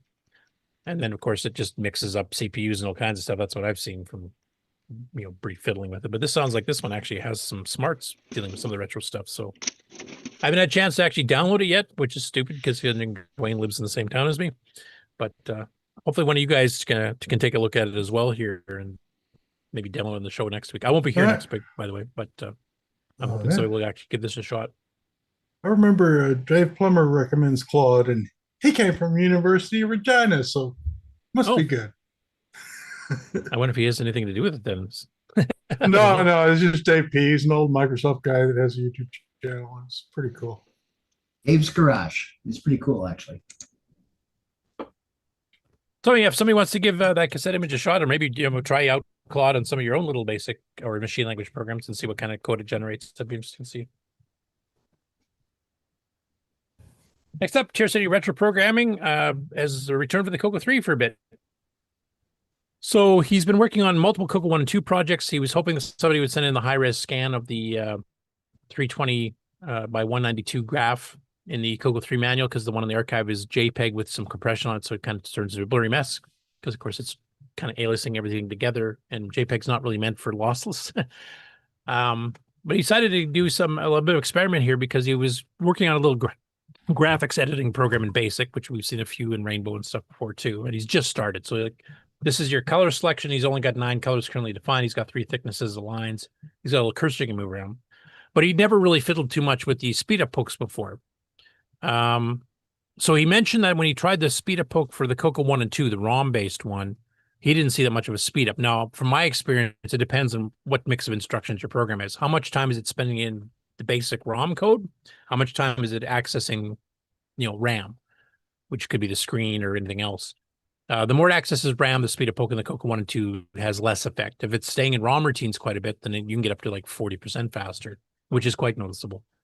But this is the first time he tried the CoCo 3 with the full double speed, and he did notice the speed increase right away as soon as he tried running it with the double speed poke on. And as we mentioned a bit earlier in the show here, double speed poke used to be dangerous if you're saving onto a real floppy drive, because the ROMs never adjusted for the double speed, and they would not leave enough time to settle the data on the head or wait for the head to move or anything else. So it tends to scramble things a bit. And in cassette, it tries to save it at almost 3000 baud, which you can get it to read back, but you have to set some special delays and patch the ROM a little bit to do so. On the SDC, it works fine. Go ahead and save double speed all you want. We take advantage of that quite a bit. But yeah, he's pretty impressed with it. So I'm glad he got a little bit of a CoCo 3 programming under there. I still have to give him a little routine for his CoCo 1 and 2 game, though, to do P copy with a stack blast, because I think the speed of his game, because he said with the larger sprites he chose for that game, it's running a bit slow. And that would make sense because they are pretty big shapes, and he's not using the even byte get put buffer trick. And if you want something that moves by pixel, you can't, unless you make like 4 images, so it'll shift it a pixel over. But good to see him experiment with the CoCo 3 again, because that's something he didn't grow up with. He never really experimented with back before. And he's always complaining like, listings go too fast on a 32 column screen to catch. Well, if you're on 40 or 80 column, it's quite nice. It doesn't run that fast. You can actually pause it. And of course, there's just so many more colors and stuff and better res to choose from. Next up, this is probably the one that's garnered the most response this week. And I'm sure pretty well everybody here on the panel or in the chat has already heard about this, but the 8-bit guy who's been taking all these surveys on CoCo games and stuff went into his video here about the color computer for the first time. I think he did a CoCo 1 video years ago, but it was just basically he got a CoCo 1 and got it up and running or something. Wasn't really going through this here. He kind of goes through the history of the CoCo itself, all the way back to Project Green Thumb, which was that project they did along with the University of Kentucky and Motorola to do special programming and modem connections to basically get, weather forecasts or what is the price of grain this week or whatever type thing for farmers. And eventually that turned into the video text terminal in early 1980 and eventually turned to the CoCo. And he actually goes through and shows you, evolution of the CoCo, showing the Project Green Thumb, the original version with just had a numeric keypad and a Model 1 case, up to the blue AgriVision ones, up to the gray Videotex ones, up to the CoCo 1, the CoCo 2, 64K CoCo, CoCo 3, the different keyboards, etc. And then start showing off some of the graphics, etc., how it compares with some of the other machines at the time. Laments the lack of a sound chip, which of course Nick has also stated numerous times. There's a few minor things that weren't covered correctly, like a few minor mistakes, nothing super major. There's some stuff he didn't cover that I definitely would have covered, like OS 9 is pretty unique for a mass home machine. There were some other ones that did use it, like the Fujitsu FM7 and 77. Of course, the Dragon, of course, too, but that's something that's a bit of a selling point for a CoCo above most of the other 8-bits at the time. The 6809, I think he does mention that it's a very advanced chip for an 8-bit chip. But overall, pretty good. And it's, of course, because he's a huge YouTuber with 1.5 million subscribers, it's garnered quite a few comments. I haven't seen what it's at right now. So over 110,000 views, 860 comments and counting, and about 20 of them are mine. So it is kind of sad he missed the OSK stuff or the OS9 stuff, because the CoCo came just as the gimmick software was cheap to buy, because that market was dying and everything was going to OSK. So if you had a CoCo 3 and you had a hard drive on it, you could run stuff that you could only dream about. Yeah, I mean, we had preemptive before, multitasking by early 1987, which at that time the Mac was not preemptive. I'm trying to remember. I don't think Windows. I don't think Windows was either at that point. Windows was cooperative until Windows NT. I think the fact that oh, sorry, Rick. I was just saying that the fact that a CoCo was running software that originally cost more than the machine and its hard drive. Yeah. It was kind of, I did a lot of business stuff in my CoCo way past its freshest state with Dynastar and Dynacalc and Sculptor. Just. Yeah, we ran our whole printing division for years on the CoCo 3 with, 2 hard drives and a 1 meg RAM upgrade. Meanwhile, my buddy's beating his head on his 386 because he couldn't afford to buy, D-Base 4 or whatever. So he had to use some Borland product. It was a good time to be a CoCo 3, and didn't mention that a little bit. Yeah, No, he did. Like I said, he does demo some of the games and stuff, including some of the artifacting stuff, some of the quirks between the palettes between artifacted NTSC and RGB. You can definitely see. But overall, it's a pretty good one. Like, he doesn't mention the deluxe CoCo at all. I don't know if he knew that much about it because there's only a few prototypes that exist. I did mention that in one of the comments. There's no point. Well, no, if you're going through the history of the machine, though, I think that would have been. Yeah, I don't think it was really doing like that. some of the things that he mentions that the CoCo should have had to compete better with some of the other machines at the time, but the deluxe covered, like having a sound chip, right? And the fact that they manufactured 50,000 circuit boards and then canceled it. I don't think it was about what could have been. It was a case of here's the history, how it actually was. So there's no point talking about the deluxe for something that never became available. But I'm trying to remember, but I think in some of his other videos and other platforms, he has covered some of the unreleased or prototype stuff. If I remember. Yeah, he's not a CoCo person, so he was critical about the CoCo 1 and 2 a fair bit. The colors, the sound, even the chart. Yeah, but that exactly matches you, Nick. Exactly, I was about to say. And while I agree with him, because he was right, he could have pointed out some other highlights. Things like when he did a CPU comparison. The Z80 was cheaper than the 6809. The 6502 was even cheaper, whereas the 6809 was $30. As if it was like 10 times the price for a single chip. But that was the reason they got away without sound and everything else, is that you had a really good CPU. It was a much better CPU. That's why it was more expensive. And the 6502, that was a clone. That wasn't even, it was a cheap one to build in the first place. He didn't mention that. They cheated. Of course, the 6809 is going to cost more. It's a much better CPU. But he didn't say any of that. He didn't really say that. That was what I found annoying. Yes, I agree with your criticisms, but what about talking about the pluses? Like the fact that. Well, one thing he mentioned the pluses, though, is when he's comparing the price, not of the chips themselves, which he did show, like the 689 was 10 times more than a Z80, which was twice as much as a 6502. But when he went into the comparison of what came out in 1980, the other machines, and the CoCo was the second cheapest out of all of them. Because you had the Apple II, you had the Tier City Model 1, you had the Atari 400, which was $1,000 back then, and it was competitive. But I think it was what Nick's saying. The computational power of the CoCo was kind of ignored. Yeah, no, I agree. Just to say that's what OS9 would have shown. Like, look at this. This is a preemptively multitask with multi-users. Name me another 8-bit machine that did that. There's where the $37 went. Yeah, exactly. Well, it might have been just the information he had access to. If he didn't dig deep enough, he wouldn't have been able to point those things out. I think the video he showed the video of the computers. I think he went to someone who had CoCos. He did, and they I was showed just gonna mention a white CoCo 2, a small case one, hooked up to a large white cased multi-pack. Looked ugly. Yeah, it looked a little funky, didn't it?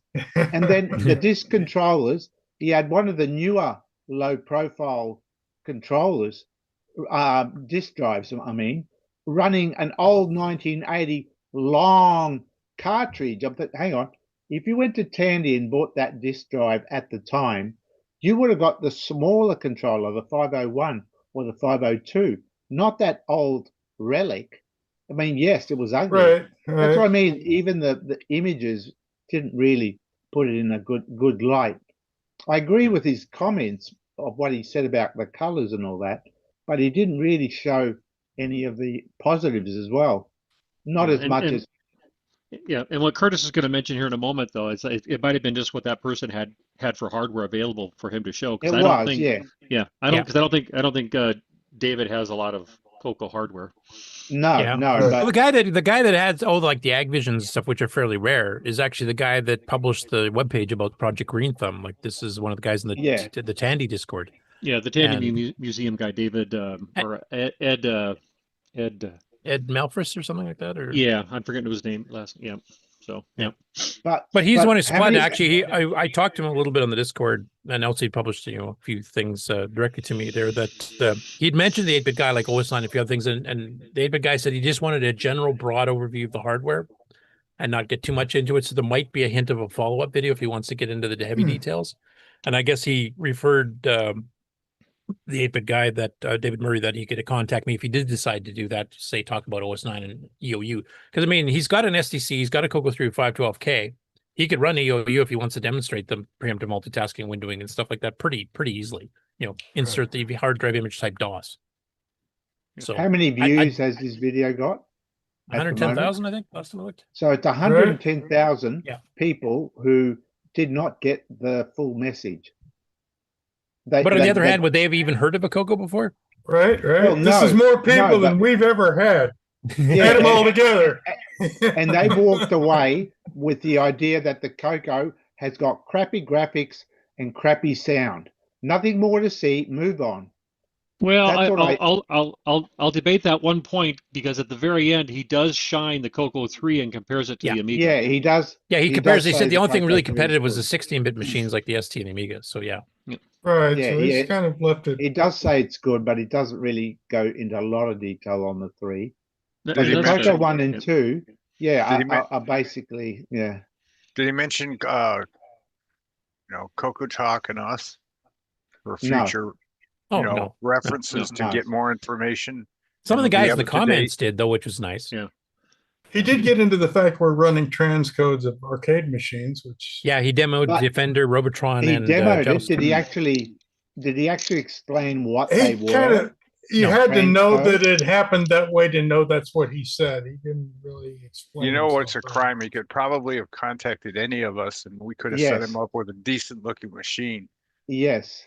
Oh, right. Well, the reason he picked Ed is because they actually live close to each other, so it's convenient. In fact, if you look at the video, you'll notice that's not the 8-bit studio, like the 8-bit guy's studio that CoCo's and some recording. That's at the other guy's place, Ed's place. Yep. Oh, okay. So that's also why the audio kept changing quality too. If you watch, that was pretty cool. I was going to make one other comment, but I know Mark Overholzer was trying to say something earlier. Mark, did you have something to say? I don't remember now. Okay. I know we were sorry. So, if you wait long enough, most of us will forget stuff anyway. That's because we're old. Yeah. This is a little toot for myself though. But at a minute 19, he does post a picture, because I sent him a whole bunch of pictures, including the deluxe. But I did send him one picture, and he did use it in his video, so I was kind of a little excited about that. Yeah, it was a minute right there. Oh yeah, your prototype. Yeah. Oh, your prototype with the plexiglass. Went by already. Just a sec. He didn't say anything about it though. They also had the MC10 color computer. No, he basically what he says is like, how did they get started? And then he shows the picture. That to date. Yeah. So, which is how it got started. Yeah. This is one you brought to the fest there, where the keyboard's kind of like soldered on and more bodge wires. Not quite a D or C board, but before that. Yeah, this is the pre-production board, and this is exactly how Robert Killigus used it. That thing was literally sitting on a table just like that, flat. And I just put it in the case for preservation purposes, but that's exactly how Robert Killigus used it, just flat like that, not even in a case. So yeah, he had it. What is it? 4 to 6 months before the CoCo was announced. I think he had it in February, and it was announced. Yeah, this in July. one. Yeah, this is awfully close to what we know as the CoCo now. I mean, a few little things here and there, but yeah, it's very, very close. Yep. Look at the 2 ceramic chips there. Yeah, that tells you how old Sam it is. and the That's money, right? And that's a CoCo One keyboard by the extra tabs top and bottom. There's $700 of gold on there. Nowadays, probably is. Yeah, there's a lot of bodge wires on the top and crisscross on the bottom of it too. But yep. Yeah, Anyway, and this thank is you. Ed's collection. So Ed's got like the Ag Vision. He's got the original Model 1 version of it. He's got the Videotex. So he's got a good collection. He doesn't know as much about the history of it, I think, except for the Green Thumb, because he actually contacted some of the people at Tandy and at the University of Kentucky. They're trying to find the server, apparently, because Tier City GP emulates the Videotex and the Ag Vision stuff within the emulator now. But the server stuff, which supposedly ran an old HP of some sort, has not been found. You know what's funny is before the CoCo, this Ag Vision was doing live info over the pre-internet or whatever it was. Right. And now we got FujiNet doing stuff, back to I wonder the future. what was with the blue color, I wonder. Where did That's that just the come branding for Ag Vision. It's the exact same inside. The only difference is the case color. Yeah, There's no I'm just difference wondering hardware-wise why between blue? these two. Why Because blue? Ag Vision's own logo is blue as I might guess. They copied the logo color. Yeah. Curtis, before you hit play for a second, just for like 3 seconds, he pans to the right here a little bit. It looks suspiciously like a color computer, but was Well, designed mostly for the same purpose as I the wanted to Green see if you Thumb. knew whose signature it was that However, it's on the what the next Jerry machine. is, while it Jerry, still what? basically just has a modem as the only Okay, port in the back, thank you. That's all I it does wanted. have knockouts for the rest of the ports you'd eventually find on the color computer. Like, that's interesting. I mean, a lot of people wouldn't even have noticed that. It's a That CoCo your keyboard, joystick ports are CoCo ready in the case. case ready. So even though And this the case came out cartridge. 3 or 4 months before the CoCo One got announced, obviously they were planning on sharing it already. And the cartridge slot was a knockout panel too. Yeah. Yeah, show here in a yeah. moment. We know Tandy wasn't making something that wasn't going to make money, so. And there's Jerry Heap. There's He's one of that the guys that signature. worked at Tandy, one of the hardware designers. Nice. No, injection molding is expensive. If you can reuse it, all the better. Well, right. You're going to do something that you can. It's a product. It's not. And the Yeah, this is 6502 the was available for CPU. $6 a piece. The 6809 was being sold for a whopping $37. Woo! That's true. Now they did come down after 1980 pretty quickly because they had to be somewhat competitive, but Was this they never like came 3 or down to 4 the years level of this. before that was a $300 chip? In the Mhm. 77, I think. 78. It was a But $300 chip. It's 8 Oh, the bits 6800. 16.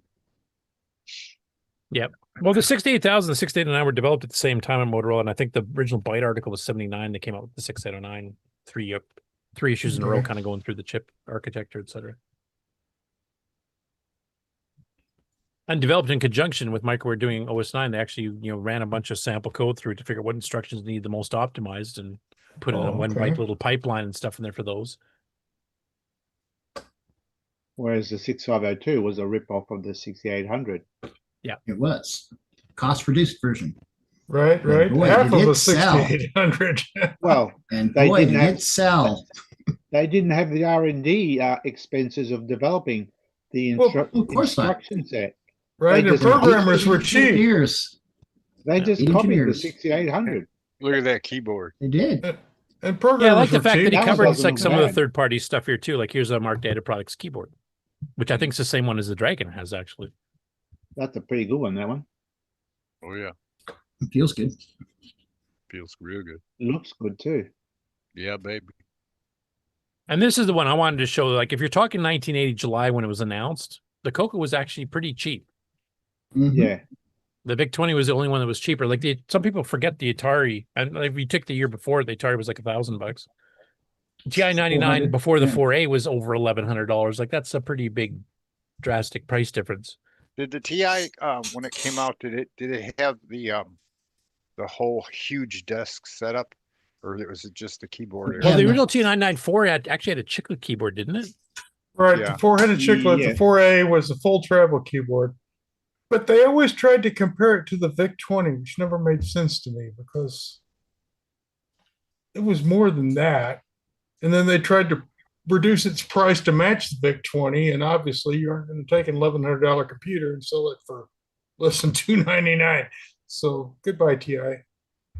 Wonder why the Model 2 is in there. It's not even a home computer. No, that's a business computer. That's, you should have been comparing the Model 3 or something, because the Model 3 was Yeah. announced the same time as the CoCo was. But if I remember, that was $1,000 Canadian, so probably, or at least $1,000. That was the 4K cassette version of the Model 3, if I remember. So it still would have been way higher. $699, I think. That is Tandy's business contemporary. The Model 1 was dead. So that was the contemporary business side Tandy computer. Yeah, it's a Model 2 they're showing in the picture. That should have been a Model 3 to do a proper compare. But it still would have been up around the Apple II or TI-99 price range. Well, it should have been a Model 1. When did the Model 1 by this point was getting discontinued due to FCC problems. Right. Okay. It put out way too much interference from TVs, etc. Another person in the chat actually pointed out too, the VIC-20, the original version of it from 1980 was actually only sold in Japan, and it didn't come out in North America until 81. I don't know if that's accurate or not. I didn't get a chance to research. I don't know if any of you guys happen to know. I think I did hear something about that, yes. What was the memory on the VIC-20? Wasn't it 5K. 4? Oh. No, it's a little bit higher, 5K. I thought it was like 2K when it first came out. out. Well, no, that's Timex Sinclair you're thinking of. Oh. That had 1 and 2K. But I mean, like this does show that it was competitive. I mean, yeah, the keyboard wasn't quite as good. It did have a much better CPU. Didn't have a sound chip, which the VIC-20 did have. The VIC-20 had even less horizontal resolution in its text mode than the CoCo did. Like there was complaints about the 32-column screen. The Right. VIC was what, 22 or something? 20 or something. Yeah, it was ridiculous. No, it did have more vertically, but I mean, for the time it came out, it was actually quite competitive. I have to give Tandy a bit of, credit there. Within a year or two, it was getting less competitive. Right, and they never fixed it. They just kind of the CoCo Yeah, the CoCo 2 the upgrades CoCo made it 1. cheaper to manufacture. They gave it a better keyboard. They shrunk the case so it didn't take so much room on your desk. They did that one little hidden thing people didn't discover for 25 years, that the Bitbanger port could run a little bit faster. That we never really discovered that until DriveWire. But they basically didn't do any other upgrades to it whatsoever. Not even add direct video. Well, they did if you ordered the educational one. They actually gave you composite visual. In Europe, audio. though, wasn't it? No, that was in the US too. As long as you were a All school right. board, you got the composite version. I don't know why they didn't sell that in stores. I know, they should have sold it in the stores, yeah. All these computers suffered at the hands of the user by us butchering it up and putting, like, back in the days, some guys would actually put a fan on the top of the, CoCo 1. They show that in the video. Drilling hundreds of holes in the top of it, or doing the upgrades and stuff. Yeah, you mentioned in the video too, like somebody had a Coca cooler on one of the Cocos there. Yeah. And he said this hideous thing was not stock, type thing. Yeah. No, but it made the CoCo run, so yeah. Yeah, so all of these were at the hands of the users. They all took and did stuff to them. Yeah. But I think it was pretty fair. Like Nick said, he's mentioning this. Now, one thing he did say is that it was among the worst for sound. And Joel Evie in the chat just mentioned this too. It was like an Apple II. Yeah, and it's not. It's like the Apple II and the original Sinclair Spectrum had 1-bit sound. Yeah, and the CoCo does have a 1-bit sound source. You can use that DAG. Rather use it for the heartbeat, for example. But we also had a 6-bit DAG, which is actually a little bit ahead of its time because that means you can generate your own sound effects that have nothing to do with the chip. And the sound chips were limited to what they could produce. They could only produce, like, you couldn't make a chip talk if it wasn't a talking chip to begin with. In our case, yeah, if you want to sample that, Android detected it back in 81, 82. So you could. So we had some decent sound capabilities. I think if you look at Sockmaster's mod player for the CoCo 3, that's an excellent example of pushing the limit, or Grabber or something like that plays background music. But he's right, it does take a lot of CPU time to do that. So it's kind of a bit of a trade-off. But yeah, I'd 6-bit DAC sound I think is definitely better than a 1-bit like the Apple II or the it's not the same, not quite the same. Simon made sound that didn't use much memory, and didn't exactly sound real pretty, but it was kind of amazing to listen to. Yeah, multi-voice, etc. And he actually demoed a little bit of stuff with multi-voice in there too. And the CoCo's multi-voice actually sounded pretty darn good. If you remember the old William Tell Overture and stuff for the Country Roads demo that Speech Systems did back in the early 80s. I love that particular software. But, playing a back sound like a musical track in the background of a game, that was pretty rare. You had to do some pretty intricate programming to do that. Yeah, that's harder. Yeah. Now, if Tandy had tied the stupid H-Sync to the FIRQ instead of the IRQ, that would have made it a lot better, but they didn't fix that until they gave me on the CoCo 3. But I got it working. Well, yeah, if you overflow it. Actually, that was a Robert Kilgus trick he did in his music program. Yeah. We just never discovered it until we interviewed him. Did Mark Siegel have any comments on this video at all? I haven't seen any comments from him. No, I haven't okay. seen. Be kind of curious to see if he has any input. I know he does fairly regularly watch the show, either at the time that we're doing it live or maybe afterwards. So maybe he'll have some comments to throw in there afterwards. Yep. I just wish we could get a comment out of him of sales, because I'm pretty sure the sales figures he quoted I don't think are quite right. Here's the CoCo 1 64K, the one that was briefly done to sell out the rest of the original full-size cases. Yeah. I like his comment about... Go ahead. It's not the deluxe case though, Nick, because it doesn't have the composite out like the deluxe had. No. This is basically just the CoCo 1 repainted. All right. I like his comment though. He goes, unfortunately, his has this hideous fan bolted to the side. The CoCo That's the one that was that Tandy were going to put the deluxe on, that they had to change. Yeah, this was the color the deluxe case was going to be, but it was going to have that extra ports for the composite video audio out in the really back. feature-wise, apart from RAM, what makes it super powerful? Well, this was also the first one that had a keyboard other than Chiclet. So obviously that must be it. No, on the left-hand side of the page, there was the other keyboard. Yeah, no, the CoCo 2, but if you remember, the 64K CoCo came out, I think, 8 weeks before the CoCo 2, so briefly it was the only one with the improved keyboard. At the time, but the wording is super powerful. Like I said, apart from RAM, really, what made it super powerful? Right here, Nick.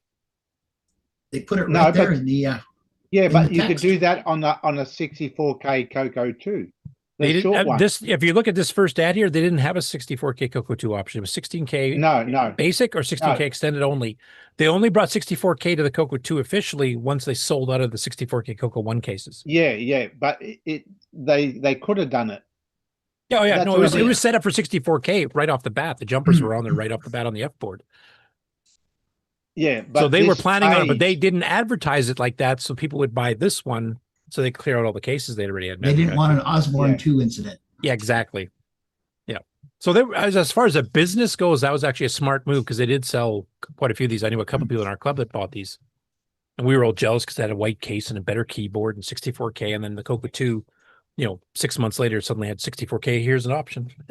All right, for some of us who haven't followed Osborne's, what was that incident? Osborne killed themselves because they had a really good Osborne 1 product, which was a portable with a 5-inch screen. And they announced the Osborne 2 6 months before it was ready. So everybody quit buying Osborne 1s to wait for the Osborne 2.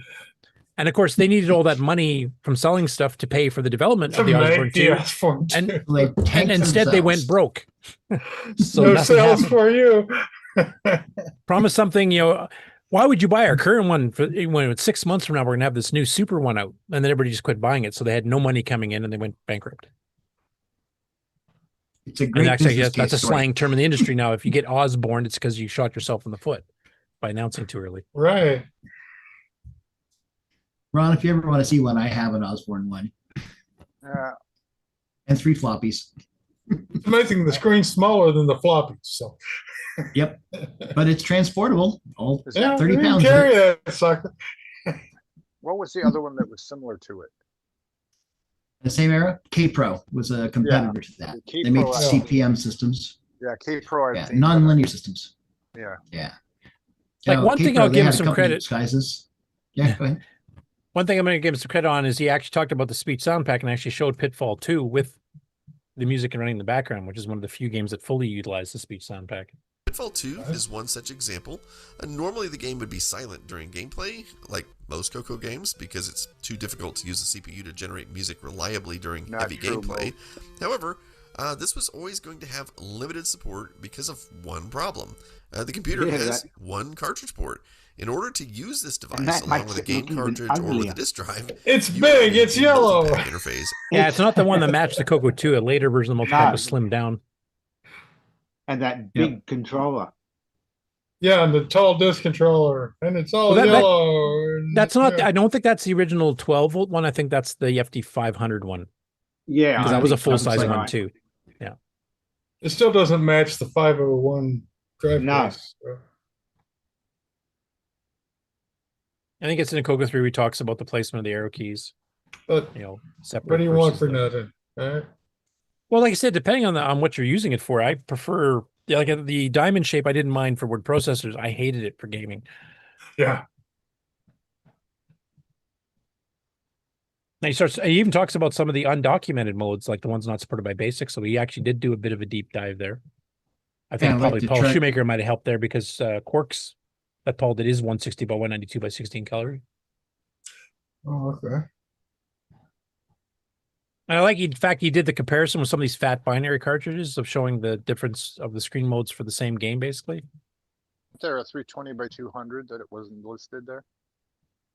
Yeah, he didn't list all the vertical reses. And he covered some third-party games, so that was good too. Like Gauntlet 2, we just played recently on our show. Yeah, that actually plays really well. I liked how that played. And Thexter here, which is one where he showed the difference between composite and RGB analog output and how good it is. Which YouTube's being a pain in the ass. And well, he had the wrong color set. Yeah, until the later part. But this was more to show the difference between composite and RGB and like how much clearer the screen is. And I remember seeing this the first time and I was like, oh my God, that looks good. Right. I didn't realize it didn't do artifacting. Otherwise, I mean, games that are designed for the CoCo 3 look spectacular in RGB mode. The closest analogy would be looking at an Amiga or an IBM with EGA graphics. However, there is one significant drawback with using RGB mode. Now it's talking about the lack of artifact colors. Now this is the one that I think could be contested. Like Tandy never released any sales figures except the very first few years. Like they told, I think the first year of the Model 1 they sold was at 200,000 of them in 77, like between August and December. And I know in their internal annual reports they mentioned the CoCo outsold the Model 1 at any time. And of course, they don't give any specifics beyond that. So there's some hints about it in 80, 81, 82, and then they basically never mention figures at all again. And I'm not sure that this chart is accurate because, I mean, some of these companies did report publicly what they'd sold, but I know Tandy never did, except for the first couple of years of the computer revolution type thing. And unfortunately, from what Marcus said, that the serial numbers may not mean anything. And it looks like the serial number started over if it's like PAL, or sometimes they start over. It was like sold in Canada or Australia versus the States. So it's really hard to figure it out. But I will mention that the Color Computer 2, I have found examples looking at eBay auctions and stuff where they've had serial numbers with like 5 active digits, like, 0052,142, and others like 2,112,500. So if there's any accuracy at all of those, it probably sold 2 million. And that would have put it, I think, a bit higher than some of these other ones here at this point. So I wish they would just not do their secretive thing. I would really like to know how well it actually did. All Mark's ever teased about it is saying it's better than you or most people think, and better than the magazines at the time thought, because they were just basically guessing. I wish I knew. Hey, here's a question about those capacitors and stuff that later on we had trouble with, but most of all these computers in the beginning didn't really have trouble with that stuff. And don't they usually come out of storage after 30 some years looking pretty good? All of them, or were there some computers that had trouble? I know some of the Amigas really have trouble. Like they recommend if you pull one out, you basically have to replace them all right away. So there was a certain era, I think it was the late 80s or early 90s. You hardware guys probably know better than I do. But there was a certain era where they were really crappy. Well, that was someone leaked the formula for making capacitors, so and China almost copied it. Almost copied it. The formula wasn't quite right, and boom, boom, bang, pop. So it just depends on the exact source of supply, and Jack was a pretty cheap man, so that might have had something to do with it. Look for that lowest price capacitor. Kind of mid-late 90s, early 2000s. It's early 90s is kind of getting into it.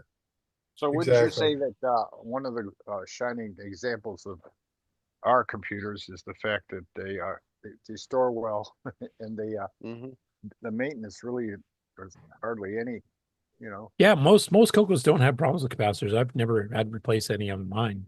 I've just upgraded them. And then you see these guys that show their CoCo off, and they say the first thing they did was change them all. And they don't. Well, that's because everyone on the internet says you must replace all the capacitors. Your device will explode. That's partially why I mentioned this, because I see that and I think to myself, what? Well, that's like back in the day, people would go, "My car needs a jump, it won't start." See, I must need a jump. Okay, yeah. Sorry, a comment from Scott Cooper referring to the Radio Shack catalog ad there, where they advertised the CoCo 164K as having 64,000 characters of memory. And he said, shouldn't that be 65,536 characters of memory? Yes, but do you think the average layman would have understood how? Has any idea what that would mean?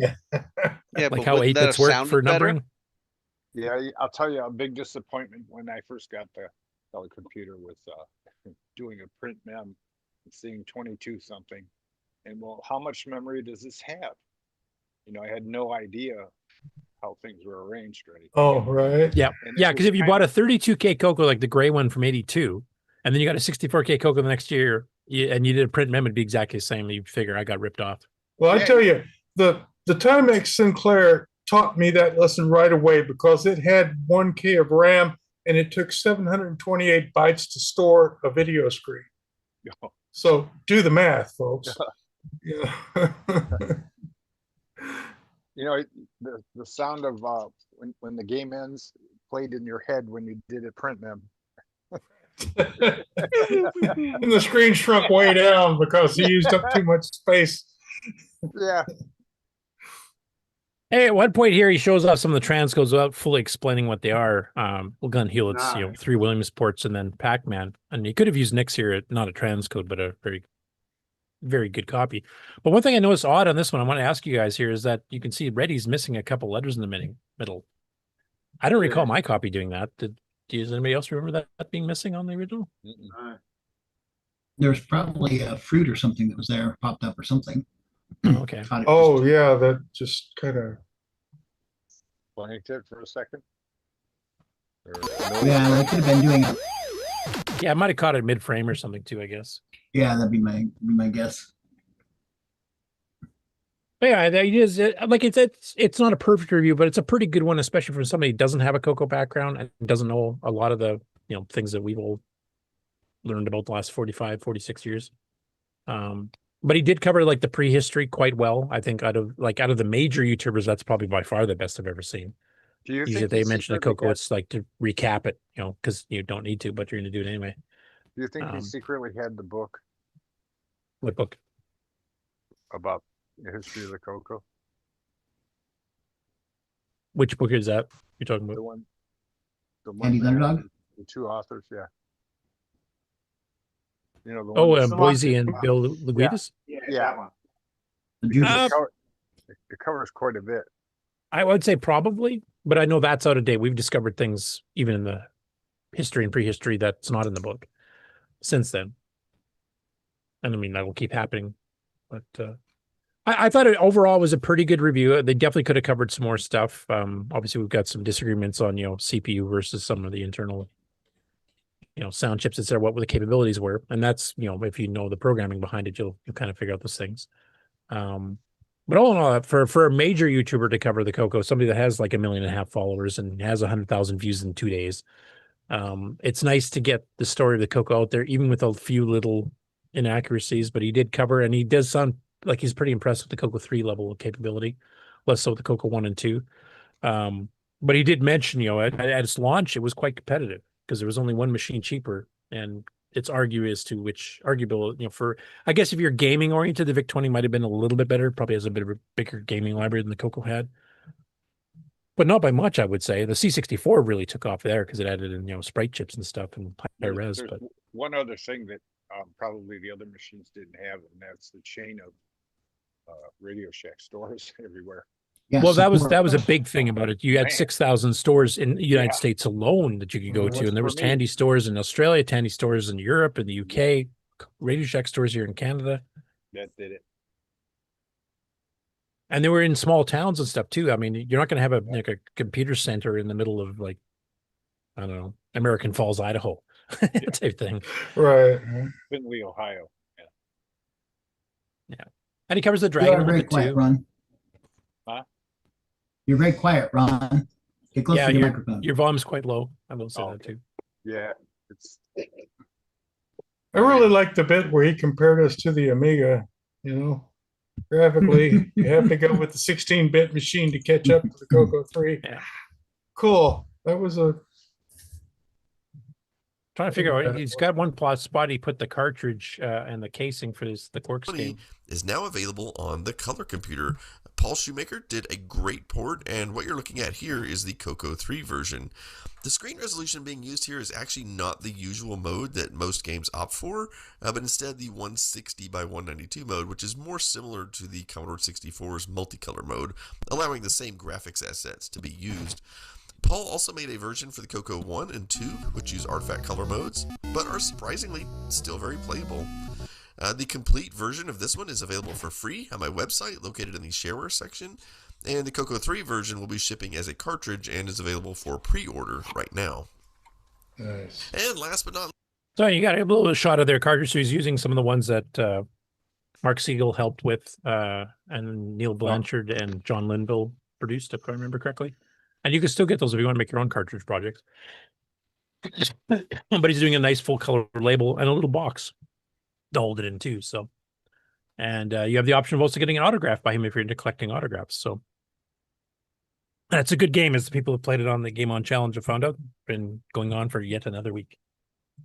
Anyway, I'm definitely going to be going back in the comments here because I've been answering other people that I've made comments on, and it's been kind of an interesting going back and forth here. But I do hope he does a sequel, because he has done that with some other machines. Like if there's certain parts he just didn't have time to cover, he usually likes to keep his videos, well under an hour type thing. And covering OS9 level 1 and OS9 level 2 and some of the more complicated stuff, I'm sure would take a fair bit of time to show off some of the capabilities. So I'm hoping, crossing my fingers, that he might do a FOP. You didn't even really touch the 609 either. I mean, it's another thing you can definitely get into. Anyway, if you haven't checked it out, I think it's worthwhile watching for sure. Next up, we have Zachary Joseph Greenman on the CoCo Facebook group, who came across a cartridge for the CoCo here, and he's trying to figure out what the heck it is. And I was hoping maybe you hardware gurus might have an idea. Well, with a bunch of opto isolators, it's got to be some sort of a either input DAC or input or output cartridge. It's a Right. I/O board of some sort. Yeah. Not printer, probably. Something else. Well, no, this goes off to some scary place. That's why all those opto isolators. Maybe a robot. Exactly. Yep. A sign, that's got neon in it or something that could really fry the world. Something like that. Because this ribbon cable at the side is a 26-pin. Just Yeah, a it's just standard using a cable. standard. Yeah. Yeah, it's just using a serial cable, sure. What do opto isolators do? They There's provide no- galvanic isolation. Which There's means no it goes direct electrical electron. connection from the input to the output. There's No an electrons optical. flow. Yeah. Inside Optical bridge. there's a little light path. Yeah, there's an There's a- optical gap, if There's you a, will. there's a transmitter, an optical transmitter, and an optical receiver. You haven't said what it does. It's like a switch. basically- It He doesn't know. isolates- That's what he's asking. It's Yeah, a it's gap. not- So electricity Yeah, goes sensitive. in, Yeah. it jumps over a little light gap, and turns back into electricity. So if you blow something in the Xeon sign or whatever, it might blow an opto isolator, but it doesn't blow your whole computer and your program. And Basically, it's like a switch. An electric motor would have like it's a buffer? voltage feedback every time it turns off. Yeah, so you want consider it isolation a from buffer. that. It's a buffer.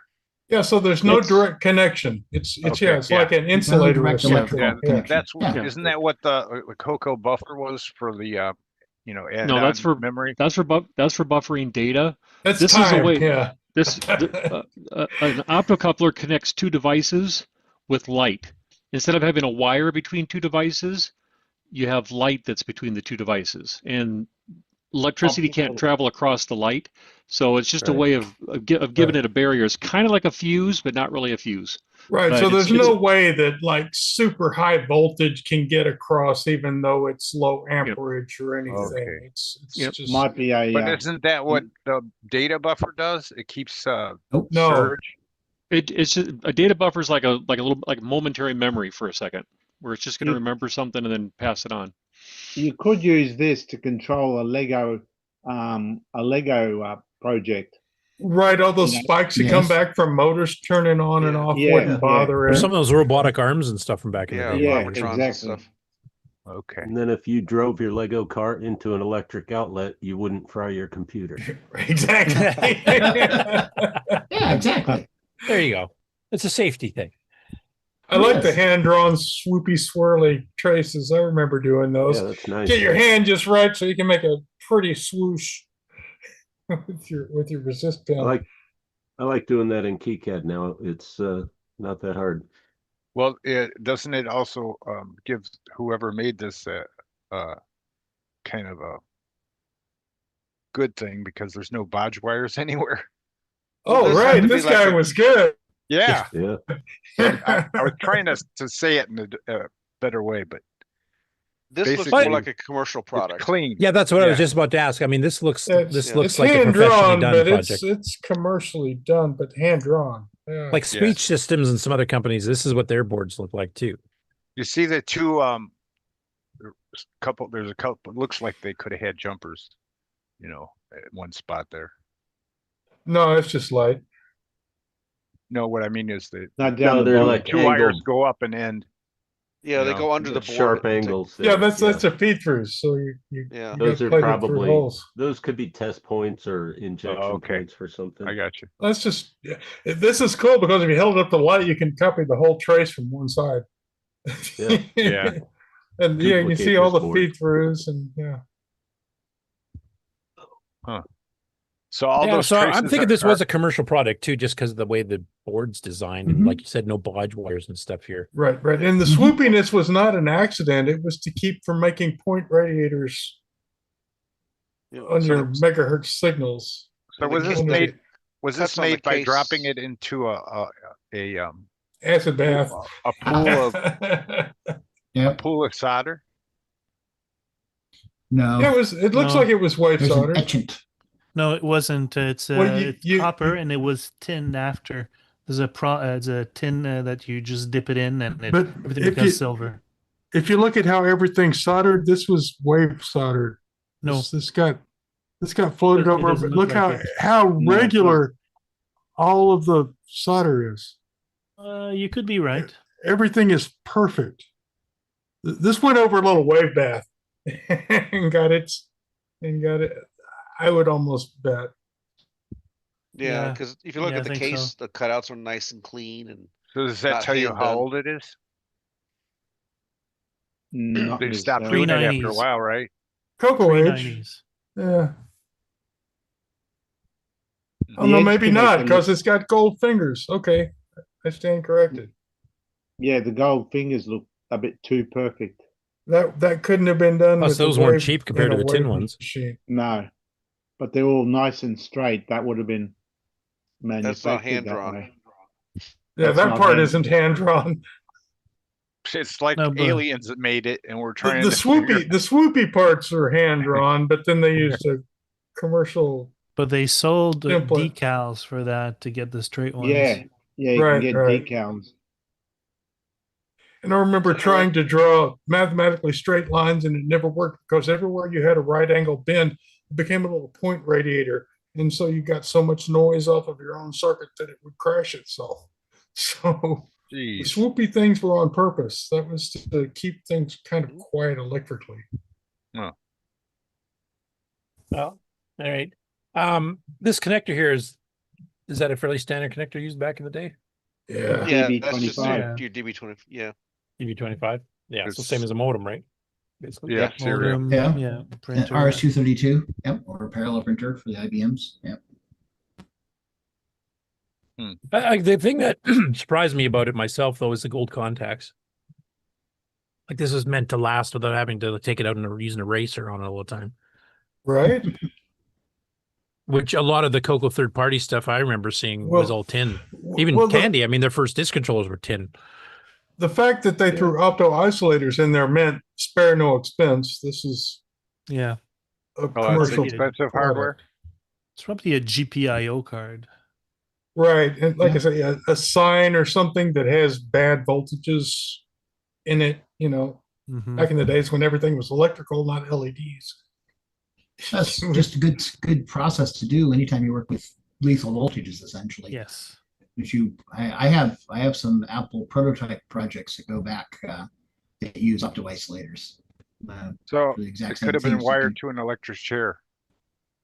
Yes, it could have been. Could have been if you needed a type in, kill him now. And that's how the adventure game ends. Yeah. Right, you have to type bang really fast. You stick your little brother in it, and then you kill To brother. start the game, put these electrodes on. How our new phones got the vibration noise. I'll be so disappointed if this was like a biorhythm board or something. Oh, right. Something's really stupid. Yes. Well, since it is using opto isolators, whatever it is driving also has to be separately powered. Yep. Right, and kind of big and expensive on its own. So yeah, Yeah, and unfortunately, there's no ROM or anything like some of the third-party hardware. Had a ROM in it. You just plug in the CoCo Town on, it would boot up the program. It probably This goes obviously to- needed a disc or a cassette software to drive this, and You unfortunately, could- that doesn't seem to be here, so we don't know. you could trace it and figure out what addresses those outputs are on, but that's all you'll Yeah. ever know. Yeah, It, we won't know it what- goes to a weather station. Yeah, Right? Good. It could be a lot of things. That's the point. Without a Whatever you ROM had or to- discs or cassette, that software that came with it, you have no clue. You have to do Right. some kind of monitoring, right? For the Part of computer to use Star it. Wars. Yeah, I thought that was a pretty interesting find to find something like that. Professionally done. They have the case. They have, this is like you said, is a much cleaner than your average, third party, especially the early days. And the gold Right. contacts really sets it apart too. So It wasn't hacked together. Is this something AI could figure out for us? No. Well, Based there's on nothing to what? figure out. It's an addressable interface, but what did you do with those addresses on that interface? Without any Yeah, what is software to it? kind of say what it was trying to do, it'd be impossible to figure It's out. it's impossible. Yeah, it's impossible to know what specific thing it did without finding the other half of it. Nice I thing don't is know. there's no ROM or any special No, there's nothing bits in here. There's Just some glue logic. addressing. pure logic. Yeah. Yeah. It's actually Glue logic and opto isolators. it's just it's slightly more than just the hard drive interface Tandy had. What's the Right. Yep. what's the light blue chip? Resistor That's a network, I would think. resistor. Yeah, resistor Oh, yeah? array. Says R2K on there, so that's a 2K resistor array. Resistor pack to load the opto isolators down a little bit. Yeah. I haven't seen DIP resistor packs before. Seen a lot of Oh, SIP they're ones. around. Yeah, They there used were, There to- are. There's one there right were there. I have them on my Yeah. board right here.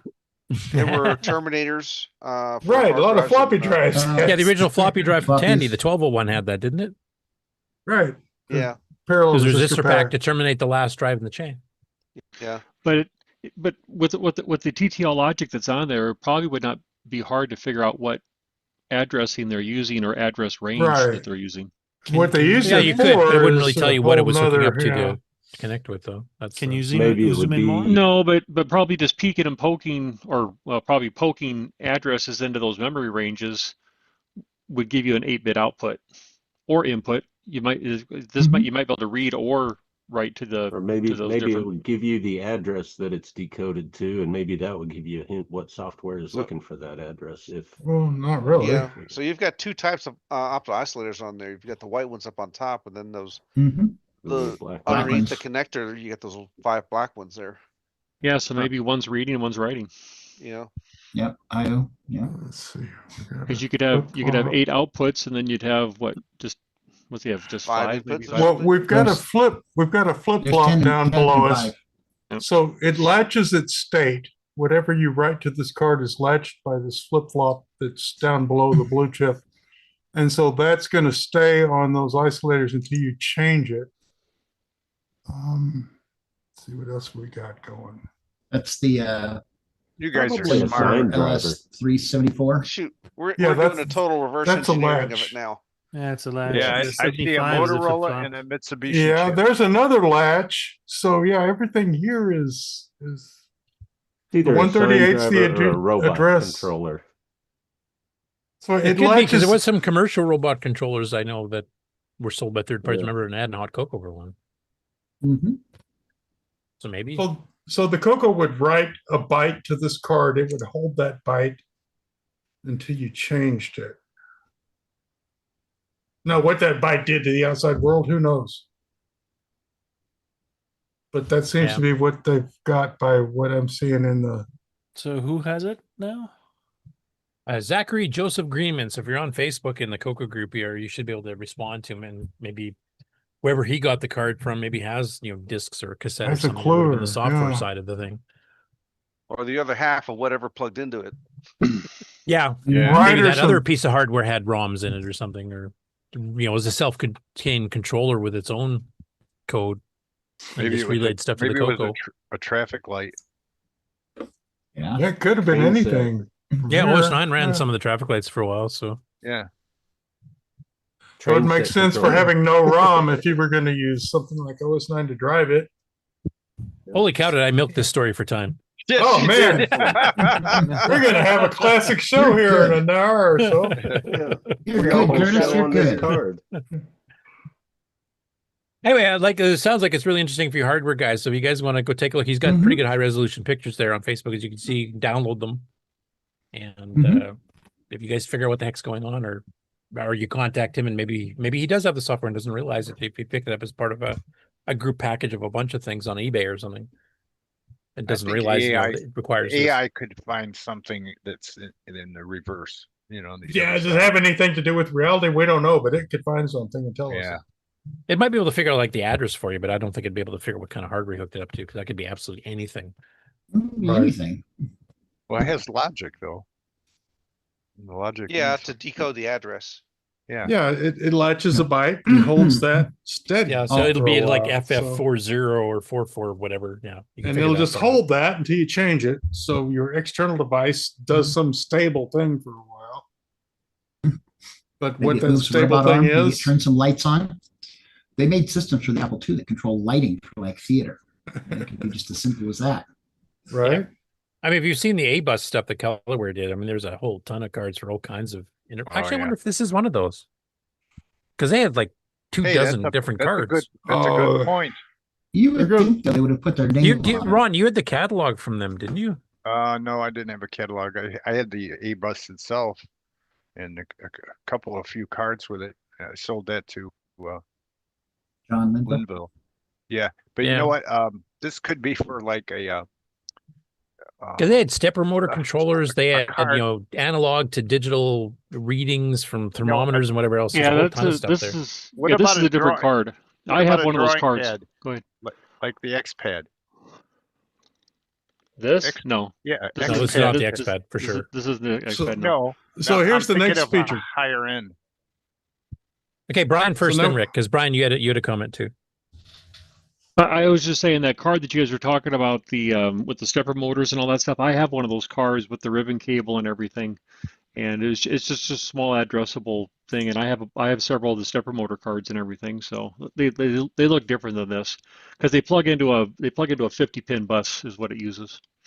Oh, so this wouldn't be A-Bus at all because there's no 50-pin That's a bus. cassette. Nope. That's a, yeah. That's CoCo That's the bus. drive port. But now we've got to figure out the pinout on the RS-232 cables. Does that match to anything? That's our only clue left. Yeah, well, that's It's what I was saying. the output AI pinout. AI could figure that out. Yeah, I mean, they may be using a DB25, but it's not a serial device. No, but it's some pinout. Is it a standard pinout of some kind? Yeah, Hmm. For that we need to know what does it plug into. The AI might be able to tell us, well, yeah, there's only one thing that use these 8 pins for data pins. Yeah, There's been a couple of people in the chat, David Lord and Joel Levy, have mentioned that there's 10 outputs and 5 inputs. And Joel's speculating, could that be a parallel printer port? Because there were bi-directional parallel ports. So having inputs and outputs maybe. But then why the expensive opto-isolators? Yeah, That's money. Maybe you it wouldn't was drive a high printer end, with an opto-isolator, though. a high end. Yeah, you just use regular buffer type shit. Yeah, Unless it's an industrial setting. How about a sign plotter? Yeah, something weird like Something that. possible where, like that, yeah. That's possible. where you aren't sure about your connection and you really want to. Well, it's something that operates off a bunch of switches, because that's what an opto-isolator is. It's a switch. Right. So something is sending power to the opto-isolator and it's waiting to get closed to send the return power back. You can move data over isolator. We have one at work we use because of we're connecting to 120 volts that blows things up if you don't. Yeah, Right. You can actually you use can serial consider data them like a across it. relay. I have a sign plotter that Yeah. cuts vinyl, and it uses the same RS-232 style, or it can use parallel. Which is So- really to the computer. strange. So to I did want to Strange mention is Brian that it White's uses comment on the 10. photo here itself. He says, my guess that it's a basic parallel port output only interface with the ability to read the status of certain control lines. And there's stuff like printer ready, printer out of paper, and a bunch of other input lines on the full Centronics. Yeah, and that but you did need use a- the 26 pin like for the IBM PCs. Maybe this was a full, well, except Yeah, no, This wouldn't have been a printer. This would not have been a printer driver. no, you're right. And the opto isolators make it really. A really expensive printer if you're doing that. Yeah. Right. No, it means Yeah. you don't trust this connection at all. And you're putting money into making sure it doesn't mess with Not gonna blow Exxon up Paradise the says, Coco. meanwhile, there is a guy at Area 51 wondering where the controller for his UFO analyzer from the 80s got off to. Right. This UFO's been idling for 30 years. I need to I like turn that it theory off. the best. It's an X-Files episode. That's All right. awesome. Sorry, There's we're not gonna go one- with that. What else you got? Yep, asparagus. There's not one letter on the thing that Asparagus tells us has what been it is. called. Okay. Okay, so next up we've got Rich Stevens. Of course, he's active with FujiNet and just covered the thing about flashing the STC ROMs and ROM images. And he's got an update here too of another FujiNet upgrade. This time the game lobby, the 5-card stud game, and the battleship game have all been upgraded now to include joystick controls, so not just using the keyboard. And it will auto-select depending on which joystick port you're in. If you click the button, it'll switch to that joystick immediately. So it doesn't have anything that prompts you for left to right. You just click the button and that joystick takes over. So it's cool that FujiNet games, especially the online ones, you can play against other players all over the world through the network and the internet, and actually between different platforms, between CoCos and Ataris and Apple IIs, etc. Will now have joystick controls. And they already got the game lobby itself for selecting the games, and then multiple games already set up for that as well. So that's really cool. And Rich has been doing a lot of really good work on this, kind of been rapid fire getting updates for all kinds of stuff here. So big thank you to Rich. He's been using, I think, CMOC to do most of his development. So I'll have to thank, what is it, Pierre Sarazin, I think is the author of CMOC. Yep. For putting out the C-like compiler. That's getting more C-like all the time. Yep. Another hardware bit here. So Daniel Moiset, I hope I'm pronouncing it correctly. My apologies if I'm not. Yes. Close. Sorry, what was that? Yeah, you're close. Oh, do you know him? No, Morissette. It's French. Common it's name. French name. Okay. He said, I finally decided it was time to build my own output mod, so I started with an easy mono composite. So this little tiny board will convert the output from the VDG to monochrome composite, which actually looks pretty good, nice and clear. If you want to do text word processing with Telluride 64 in the 85 color mode, you might actually be able to read it on this. So next up, he's going to be doing color, but it's cool. Somebody that's just kind of like getting into it has actually made their first hardware project and it actually works.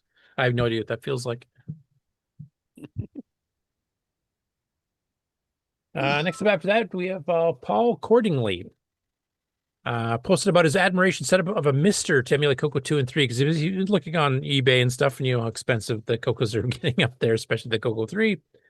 So he decided he's no longer on the lookout for Coco 3 at the ridiculous prices when I have the HDMI modify, RAM modify, and all that stuff. He's entered the world of the Mister, which is an FPGA system that emulates a whole bunch of systems at the hardware level type thing. And he's got the Coco 3, which I think there's a public domain Coco 3 one. There's Roger Taylor's, which I think is a bit more advanced if Roger's still working on it. But it seems to emulate quite good. And you, of course, because this emulates a whole bunch of machines in hardware, like here he's running the Coco 3 Arkanoid. And then Coco 3, you know, showing the VDG screen when you're loading it. And this is Coco 3 stuff here. Here's the actual Bosconian game from the arcade itself. And then here's the Coco, not quite a clone. It's actually a little bit different. Pretty close, though. Draconian from Atomic Software in my QE. So you're able to switch between these things and emulate a hardware. So it's kind of like having MAME in hardware. And I know some of the guys on the Amigos, Frodo NL from the Netherlands in particular, has a Mister, and he loves it. He loads up like 100 different machines on it to try out stuff. So, and the emulation on these have been getting quite a bit better and better, too. So it's cool to see somebody else do that, and also to express the frustration of the Coco 3 prices on eBay these days. Next up, another missing Coco project. So this is the Home Commander sold by Speech Systems. $60 was not cheap. And this also worked with their Speak Up, or not Speak Up, what was the name of their ears? I guess we could speak into it. So voice control appliances with ears. So you can actually plug this in and basically control your X10 plug-in power type modules. By your voice, you can say, turn living room lamp on, and it would just do it, which, you know, back from 85, 86. What? Yeah. What, do you mean you shut it off? What? But yeah, this would have been 86. This came out. There was advertised in Rainbow in February 86, but this is one that's not on the archive. This software seems to be missing. So and, they had Alexa back then. Yeah. Literally, like this is decades before.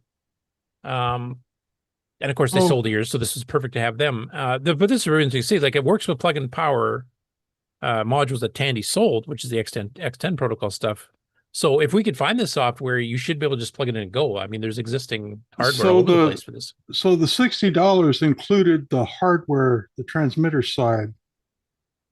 I'm reading it.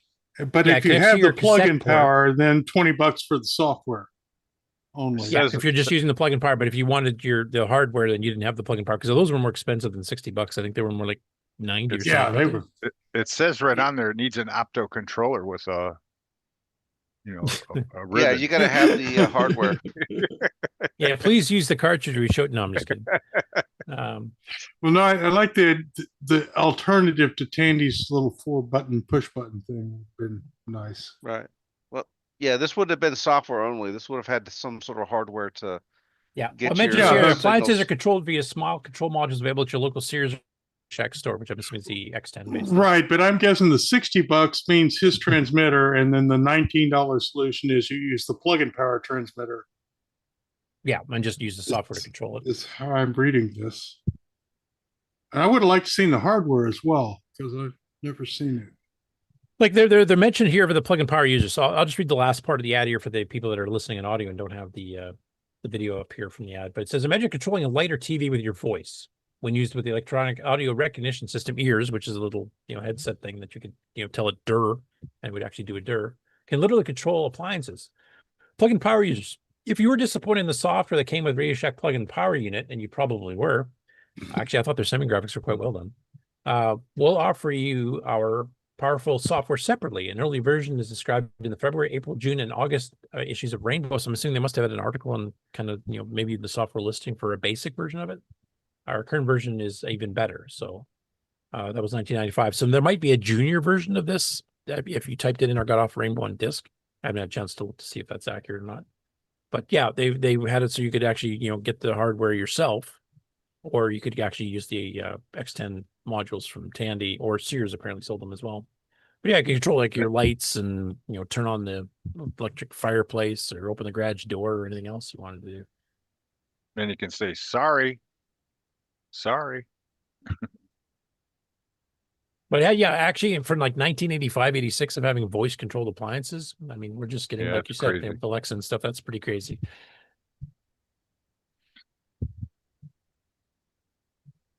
And the last one, and this one I'm a little bit confused on. So this is on the MC10 group on Facebook from, I don't even know how to pronounce this, Ceisya Nadazz, talking about the Nintendo handheld with an MC10 emulator, which we covered a week or two before, that the person was releasing their first beta for people to try. This looks to be the same exact thing, but with a totally different name. And there's been a few articles lately that have been showing up on some of the groups here where it's basically taking somebody else's article from a different group or something and then posting it as if it's their own work. And I'm kind of guessing this is one of those cases here. So I wanted to kind of use this as an example to point out that sometimes if you've only read the latest article, you might be seeing it from somebody that has absolutely nothing to do with it. What the purpose of doing that is, I have no idea. But right, engagement points. Yeah, or it takes away the engagement of the actual, hardware software, which I mean, for me is a bit disappointing. For the person that does all the work, and all of a sudden somebody else is claiming it as their own. Anyway, that's what I have for the regular news. I will quickly go through the upcoming shows. And then I think we're done.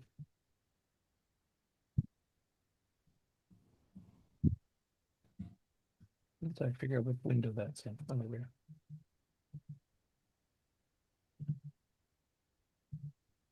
Okay, you guys should be seeing the Vintage Computer Festival SoCal on the screen. Yep. Yep. Okay, so this one is actually coming up quick next week. I don't know if anybody's in the area here. This is in Orange, California, not too far from Los Angeles, at the Hotel Fair Event Center. Runs 14th to 15th. FujiNet is usually well represented here. Wayne Campbell's been there in the past and done some live streaming for us. There's been a few other Coco people. Henry Strickland's been out there before. He was talking last time we talked to him last week that he's going to try to make it out to this one, but I'm not sure if he's going to make it or not. Yeah, there's usually a little bit of Coco content there. Hopefully there's a bit more this year. Maybe the 8-bit guy will help trigger some more of this kind of content too at some of the big VCFs. Next up after that, the next weekend after that, February 21st, is the next issue of Trash Talk Live. They took a couple month hiatus over Christmas and stuff, and now they're rapid firing the episodes out just about a month apart. And this covers all of the Tandy machines, so from pocket computers to the portables like the Model 100, Tandy 1000 to 4000 series, the TRS-80, Z80 based machines, all the CoCos. So it covers the entire Tandy line of computers. And it's a fun show to be on. Nick's been on it. I've been on it. Mark was just on it recently too. About the Coco Tech, and there's always interesting stuff going on there. So you can take part live in the show if you send them a PM in the Discord or even probably a private message on Facebook. Otherwise, you can. They also have a channel. Yep, they have a channel on the Tandy Discord as well. They have a channel on the Tandy Discord that has their contact info on how to get on the show. And it's a good show. They some of the big movement shakers, including people like Peter Stinsky, who's done a couple of the commercial games for the Model 1 and 3 lately to compete with Nick's Gem Hunter. Ian Maverick, who actually manufactures some Coco hardware in Australia, like Replacement R32 packs, is on there too. He's actually the main host these days. And if you want information on Tandy Assembly, most of the people that are behind Tandy Assembly are on the show too, so you can ask them questions as well. Next up after that, Randy Koenig and some others. Randy Koenig of Floppy Days podcast fame. He's actually got a really cool interview series right now with, I think, Ed Roberts. It's one of the very first commercial 8-bit machines out for people to use as kits back in '74, like Altair era stuff. Altair. Yeah, and the S50 bus, I think, and stuff like that. So there's a lot of cool stuff in that interview. I haven't had a chance to finish watching it yet, but yeah, there's the Altair guy. Yeah. I was trying to make sure in my own head about that because I didn't write the note.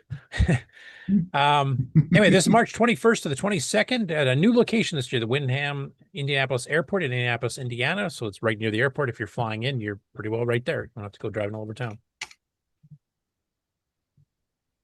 Next after that, the recently announced Dragon Meetup. The next one is March 20th, 29th at the Center for Computing History in Cambridge, England. That's also a venue change.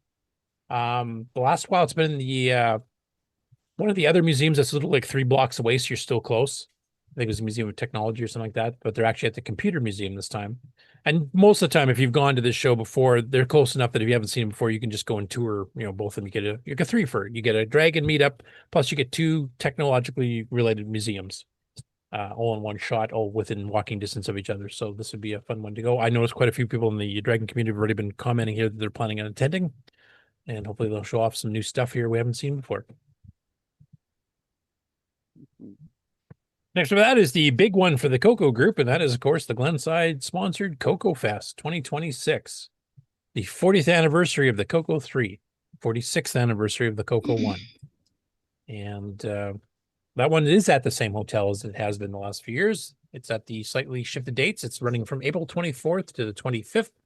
The hotel rate's already locked in. If you give them a promo code that's mentioned on the page here for Glenside's page, you'll get a discount on the hotel. They've kind of got the meals up. They're a little bit cheaper than last year, which is nice. Table registration starts February 15th, so next week, or just after next week. Looking forward to those theoretical burgers. Theoretical burger? Is that the name of a burger chain or what? It's the restaurant. Burger Theory. Yes. Anyway, it's the big show for the CoCo, and usually if you want to see the big announcements of new hardware, new software, at least get to see it in person. Also good talks and stuff too. Mark, have you heard, has there been any schedules for people giving seminars or anything yet? I haven't heard of any. Okay. Might be a little bit early. I mean, they're still are taking orders for tables for another week, so. Right. Yeah. Yeah, and I think he's still looking for people too. So if you're interested, to reach out. Okay. That exact same weekend, if you happen to be in South America, in Argentina to be specific, at a place called Bahia Blanca, and I'm probably butchering the pronunciation of that, but it's the very first official Latin American VCF. Just like the one that was just in Montreal, that was the very first Canadian VCF. So there's a couple brand new ones being added to the VCF family. And I'm interested to see that because there might be some representation from Brazil and all the clones they had. I'm not sure exactly what the status was in a lot of the other South American countries. Did they have a clone market kind of like Brazil, or do they import other ones? Did they make a lot of their own machines? I don't think they had a lot of tariffs like Brazil did. Okay. So they probably would have just brought in existing hardware and sold it. Yeah. So it'd be interesting to see, like, where they rebranded, did they come with their own software and stuff that we never saw anywhere else type thing. So I don't know if anybody on the panel here in the chat would be able to make it out to the show, but hopefully if somebody does, they will send us back some pictures and stuff. I'd love to see what kind of things get exhibited at this show, at this inaugural show for them. So a quick trip from. Go ahead. Say a quick trip from the fest to O'Hare to. Yeah, if you only attend Friday and then fly over and catch the Sunday part or something, maybe. Next up of that is VCF Pacific Northwest, which returns after a 6-year hiatus, thanks to things like COVID and one museum going under, which was a very sad thing. It is. It's a good museum. Yeah. Sorry, Paul. Yeah. And sponsored by Paul Allen, one of the founders of Microsoft, too, and then kind of against his wishes after he passed away. It all got sold off, I think. Or they shut down. Yeah. Right. They did shut down. I understand that some other museums did acquire some of the stuff. So rather than just being sold to the highest bidder. Okay. So anyway, this is taking place May 2nd to 3rd at the, go for it, Marcus, I keep forgetting how to pronounce Tukwila Community Center in Tukwila Community Center, Tukwila, Washington. I was doing this to Frederic all the time, pronouncing all the Montreal stuff here, so that's your turn. Anyway, they do actually have, this is fairly far ahead of time here, but they actually do have a lot of the talks already mentioned in some of the exhibits too. So, including me, MDO, 8-bit computer networking. We need more CoCo content here, though. You have to bug Tim Linder and Glenn Soggy and some others. Yeah. I was trying to find him on Facebook and stuff, and I haven't located him. If you have any contact info, why don't you drop me a line? Tim, I can get a hold of. Okay. But Glenn Soggy. Yeah, it's SOGGE, if that helps. Okay. And they've got 2 talks already announced here, and they're still looking for 1 or 2 more talks to have. Anyway, if you're in the Pacific Northwest area, it's It's been one that's been around before. I know Ken Waters has been to it before, I believe. Mark, of course, has been to it before. I think Tim's been to I it went in before. 2019. Yeah. Tim and both in 2018, I believe. I was in 2019. And then the last one to mention this week is the renamed Boat Fest, which is now called the International Retro Computer Expo, which makes a heck of a lot more sense. Now has tickets available. And this, of course, the Amigos guys. This is John Bodokar Schaller, which is what the original Boat Fest was named after. Aaron and the Brent, who were the hosts of the CoCo Show. And this is July 10th to the 11th, Friday and Saturday. July 9th is reserved for vendors to set up for the evening. It's a general retro show for all old computers, consoles, and more. Gaming is kind of a bit of a highlight of the show. Some of these other ones are much more technically oriented. It's more the hardware side. This one does have a hardware side, etc., but it definitely is a bit more games oriented, and it's a lot of fun.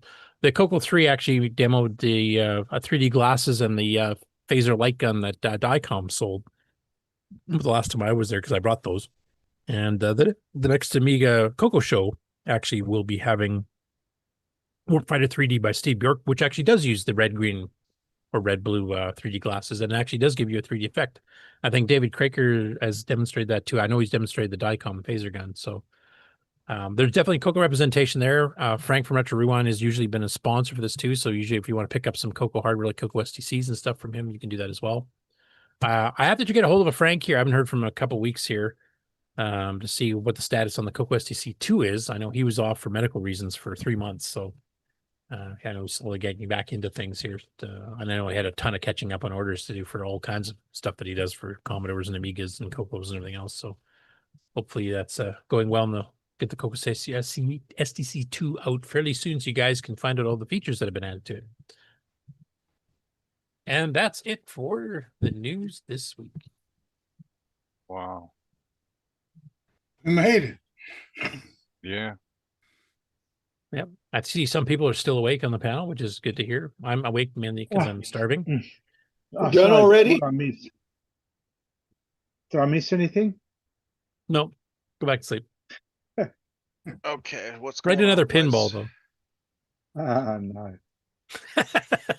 There we go. My Zoom. I'm having my knee replaced on 24th. So I don't know about. Well, since you'll Saturday just be after that. sitting in bed. Yeah, you might as well just hook up a camera and a mic and go for it. Right? You're going to be there.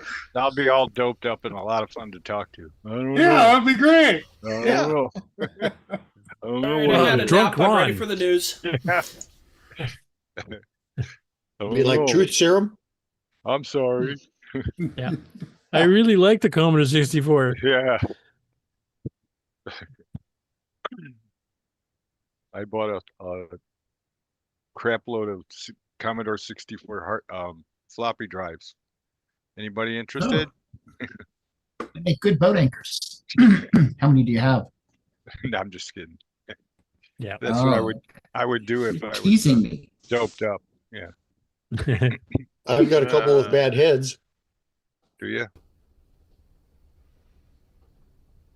Okay, we ready for the outro? Sure. Yeah, I think so. This concludes another episode of the CoCoNation, the world's leading live interactive talk show featuring the Tandy Color Computer. For all things the CoCoNation, visit us on the web at thecoconation.com. We'd love to hear from you. Send feedback, suggestions, even segments via email to show@thecoconation.com.